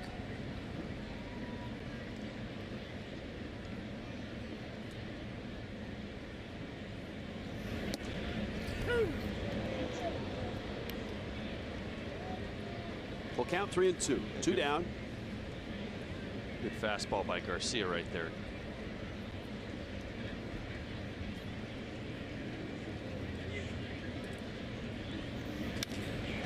Center field, deep, Yelich, and it's gone. And the first Major League homer for the hometown guy, Luke Voigt.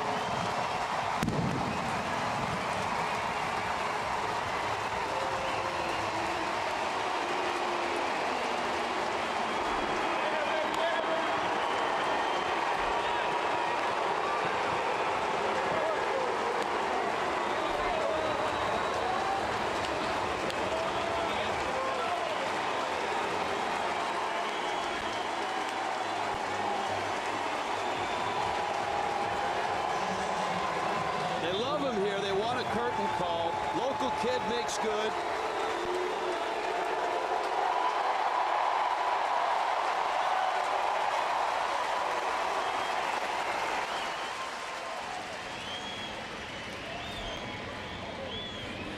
And a 2-run homer makes it 14-6. Now Garcia, after the 3-1 pitch, thought he could get another 95-mile-an-hour fastball up and in.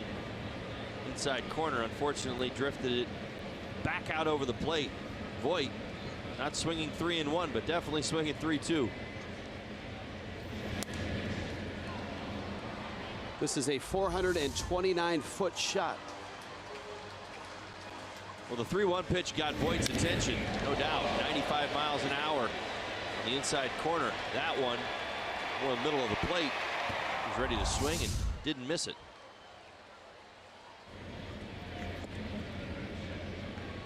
Big moment, first home run. Young man's career. It's been quite a start to his major league career. He's driven in 4 runs tonight with a double, a homer. Roller out to short, Riddle to first in time. Cardinals add 2 more. 9th inning arrives. It's 14-6 St. Louis.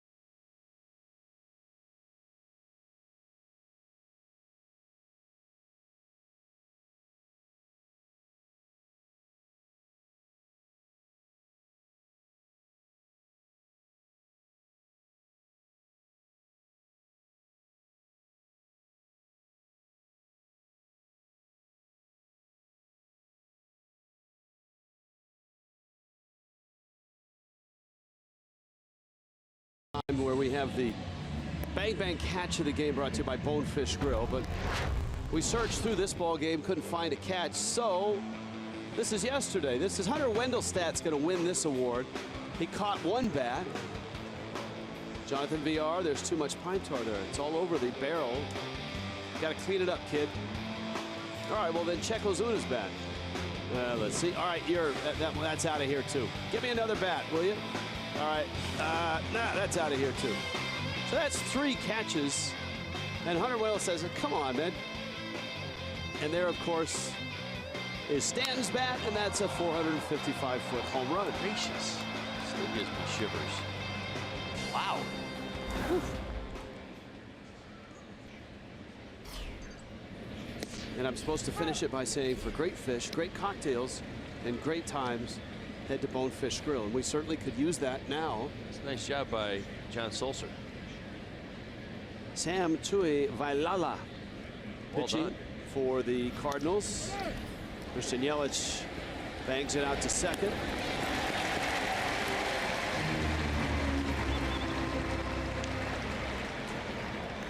Tuivailala. All right, here's your Florida Lottery jackpot of the night. Highest average on the road. Marlins at 276. And certainly they've had offensive success tonight. They have 11 hits. They have 6 runs. And in many cases, that's enough to win a major league game in most cases. But not tonight. The Cardinals raced out to an 11-0 lead. Scored 6 runs tonight, and we're no closer than 5 at any one point.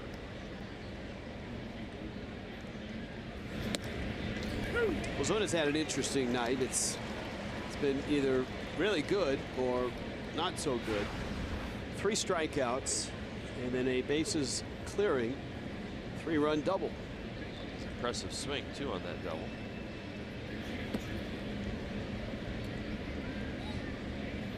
Tuivailala. He's got a very good arm as well out of that Cardinals bullpen. Fastball, slider, curveball. Fastball 95, 96 miles an hour.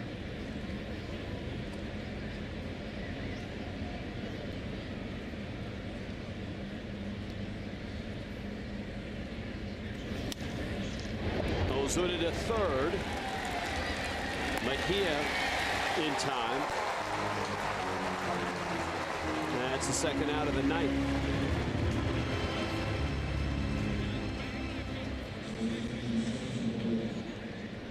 Sam Tuivailala was born in San Mateo, California, Northern California. San Mateo is a good spot for baseball. He was a shortstop when he arrived in the minor leagues. They turned him into a pitcher.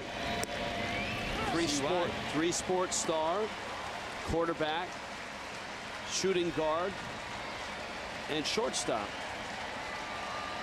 in high school. He's dialed up 98 miles an hour on the last fastball. 24-year-old pitching to Justin Bour.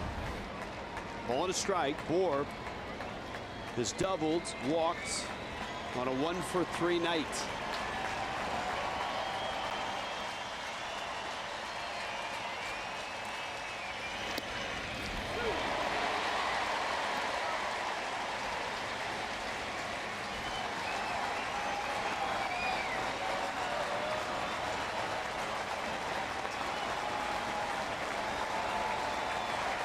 One and two.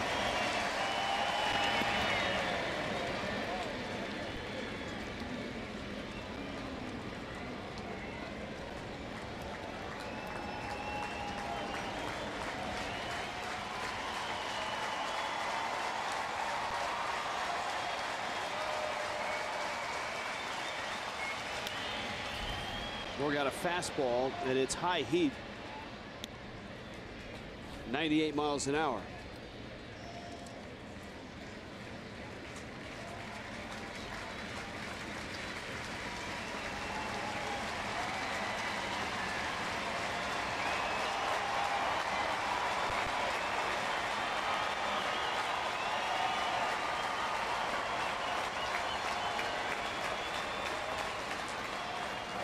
Cardinal fans waiting for fireworks. They've seen plenty of them already tonight.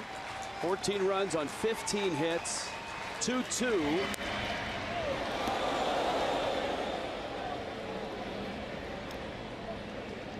Now that's the definition of speeding your bat up right there. 98 miles an hour multiple times away. He's back to the slider on the inside part of the plate just before he yanks it foul. See if he goes 98 and straight.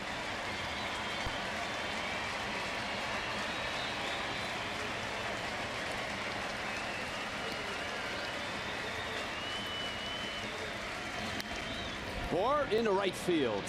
Nice at bat by Justin Bohr. And so his second hit keeps hope alive. And A.J. Ellis strolls to the plate. This is the pitcher spot after the double switch. And the Marlins use their last bench player.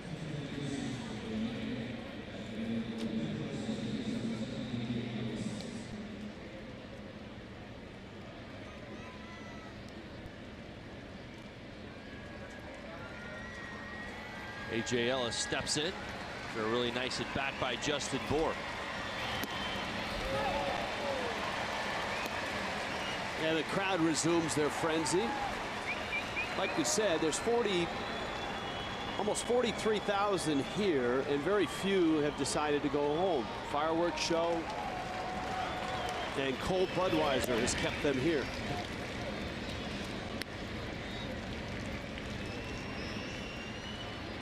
Just when they thought about going home, they played that Budweiser jingle in like the top of the 8th, and everybody magically came back to their seats. 1-1. That's an easy 97 too, isn't it? It really is.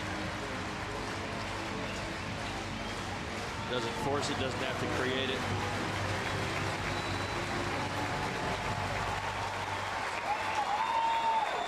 Sweeping breaking ball is a very good pitch as well. Elevated fastball 2-2. Ellis has shown the ability to hang in at bats for a long time. He had that epic at bat with the enormous RBI single, I believe it was against Arizona. And guess what? He does it again. He can do it. He rips that into center field. He's really good at that. Fighting off pitches, hanging in there, and then finally getting one he likes. Well, hey, give him multiple looks at 97 miles an hour. He'll make the adjustment. That's what he proved that day against the Arizona Diamondbacks. And once again, we talked about that slider. He didn't feature it. He continued to throw nothing but fastballs. And A.J. all over this. My goodness, better watch your face right there. Wow. Some exit velocity. Real Muto, Miami down 8.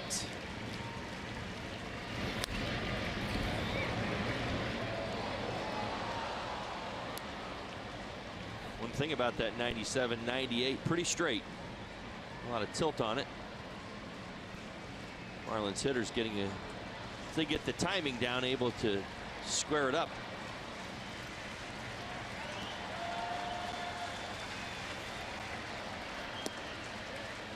Little wrinkle, and it's low.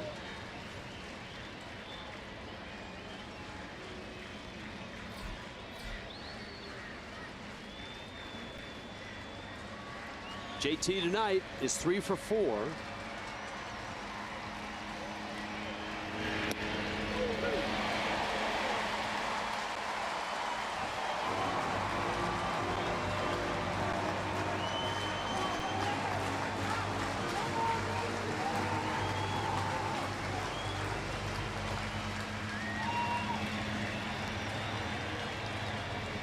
One, two.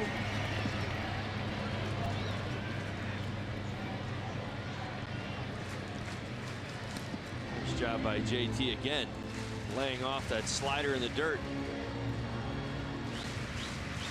Louis Vallala looking for that swing and miss. Marlins hitters not willing to go there.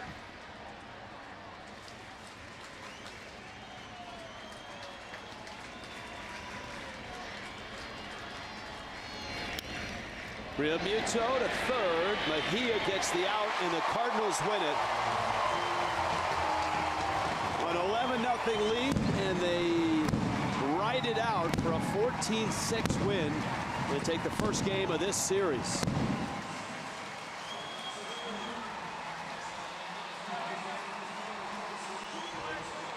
The kid hit his first in the big leagues. Luke Voigt, that was the finishing touch. Marlins Baseball, Fox Sports Florida is brought to you by Southwest. Transparency, low fares, nothing to hide. By Jeep, get great deals on the Jeep lineup at the Jeep Spring Clearance event. And by your South Florida Honda dealers. 14-6 the final. Craig Minervini, Jeff Nelson, Jessica Blaylock all lined up for Marlins Live.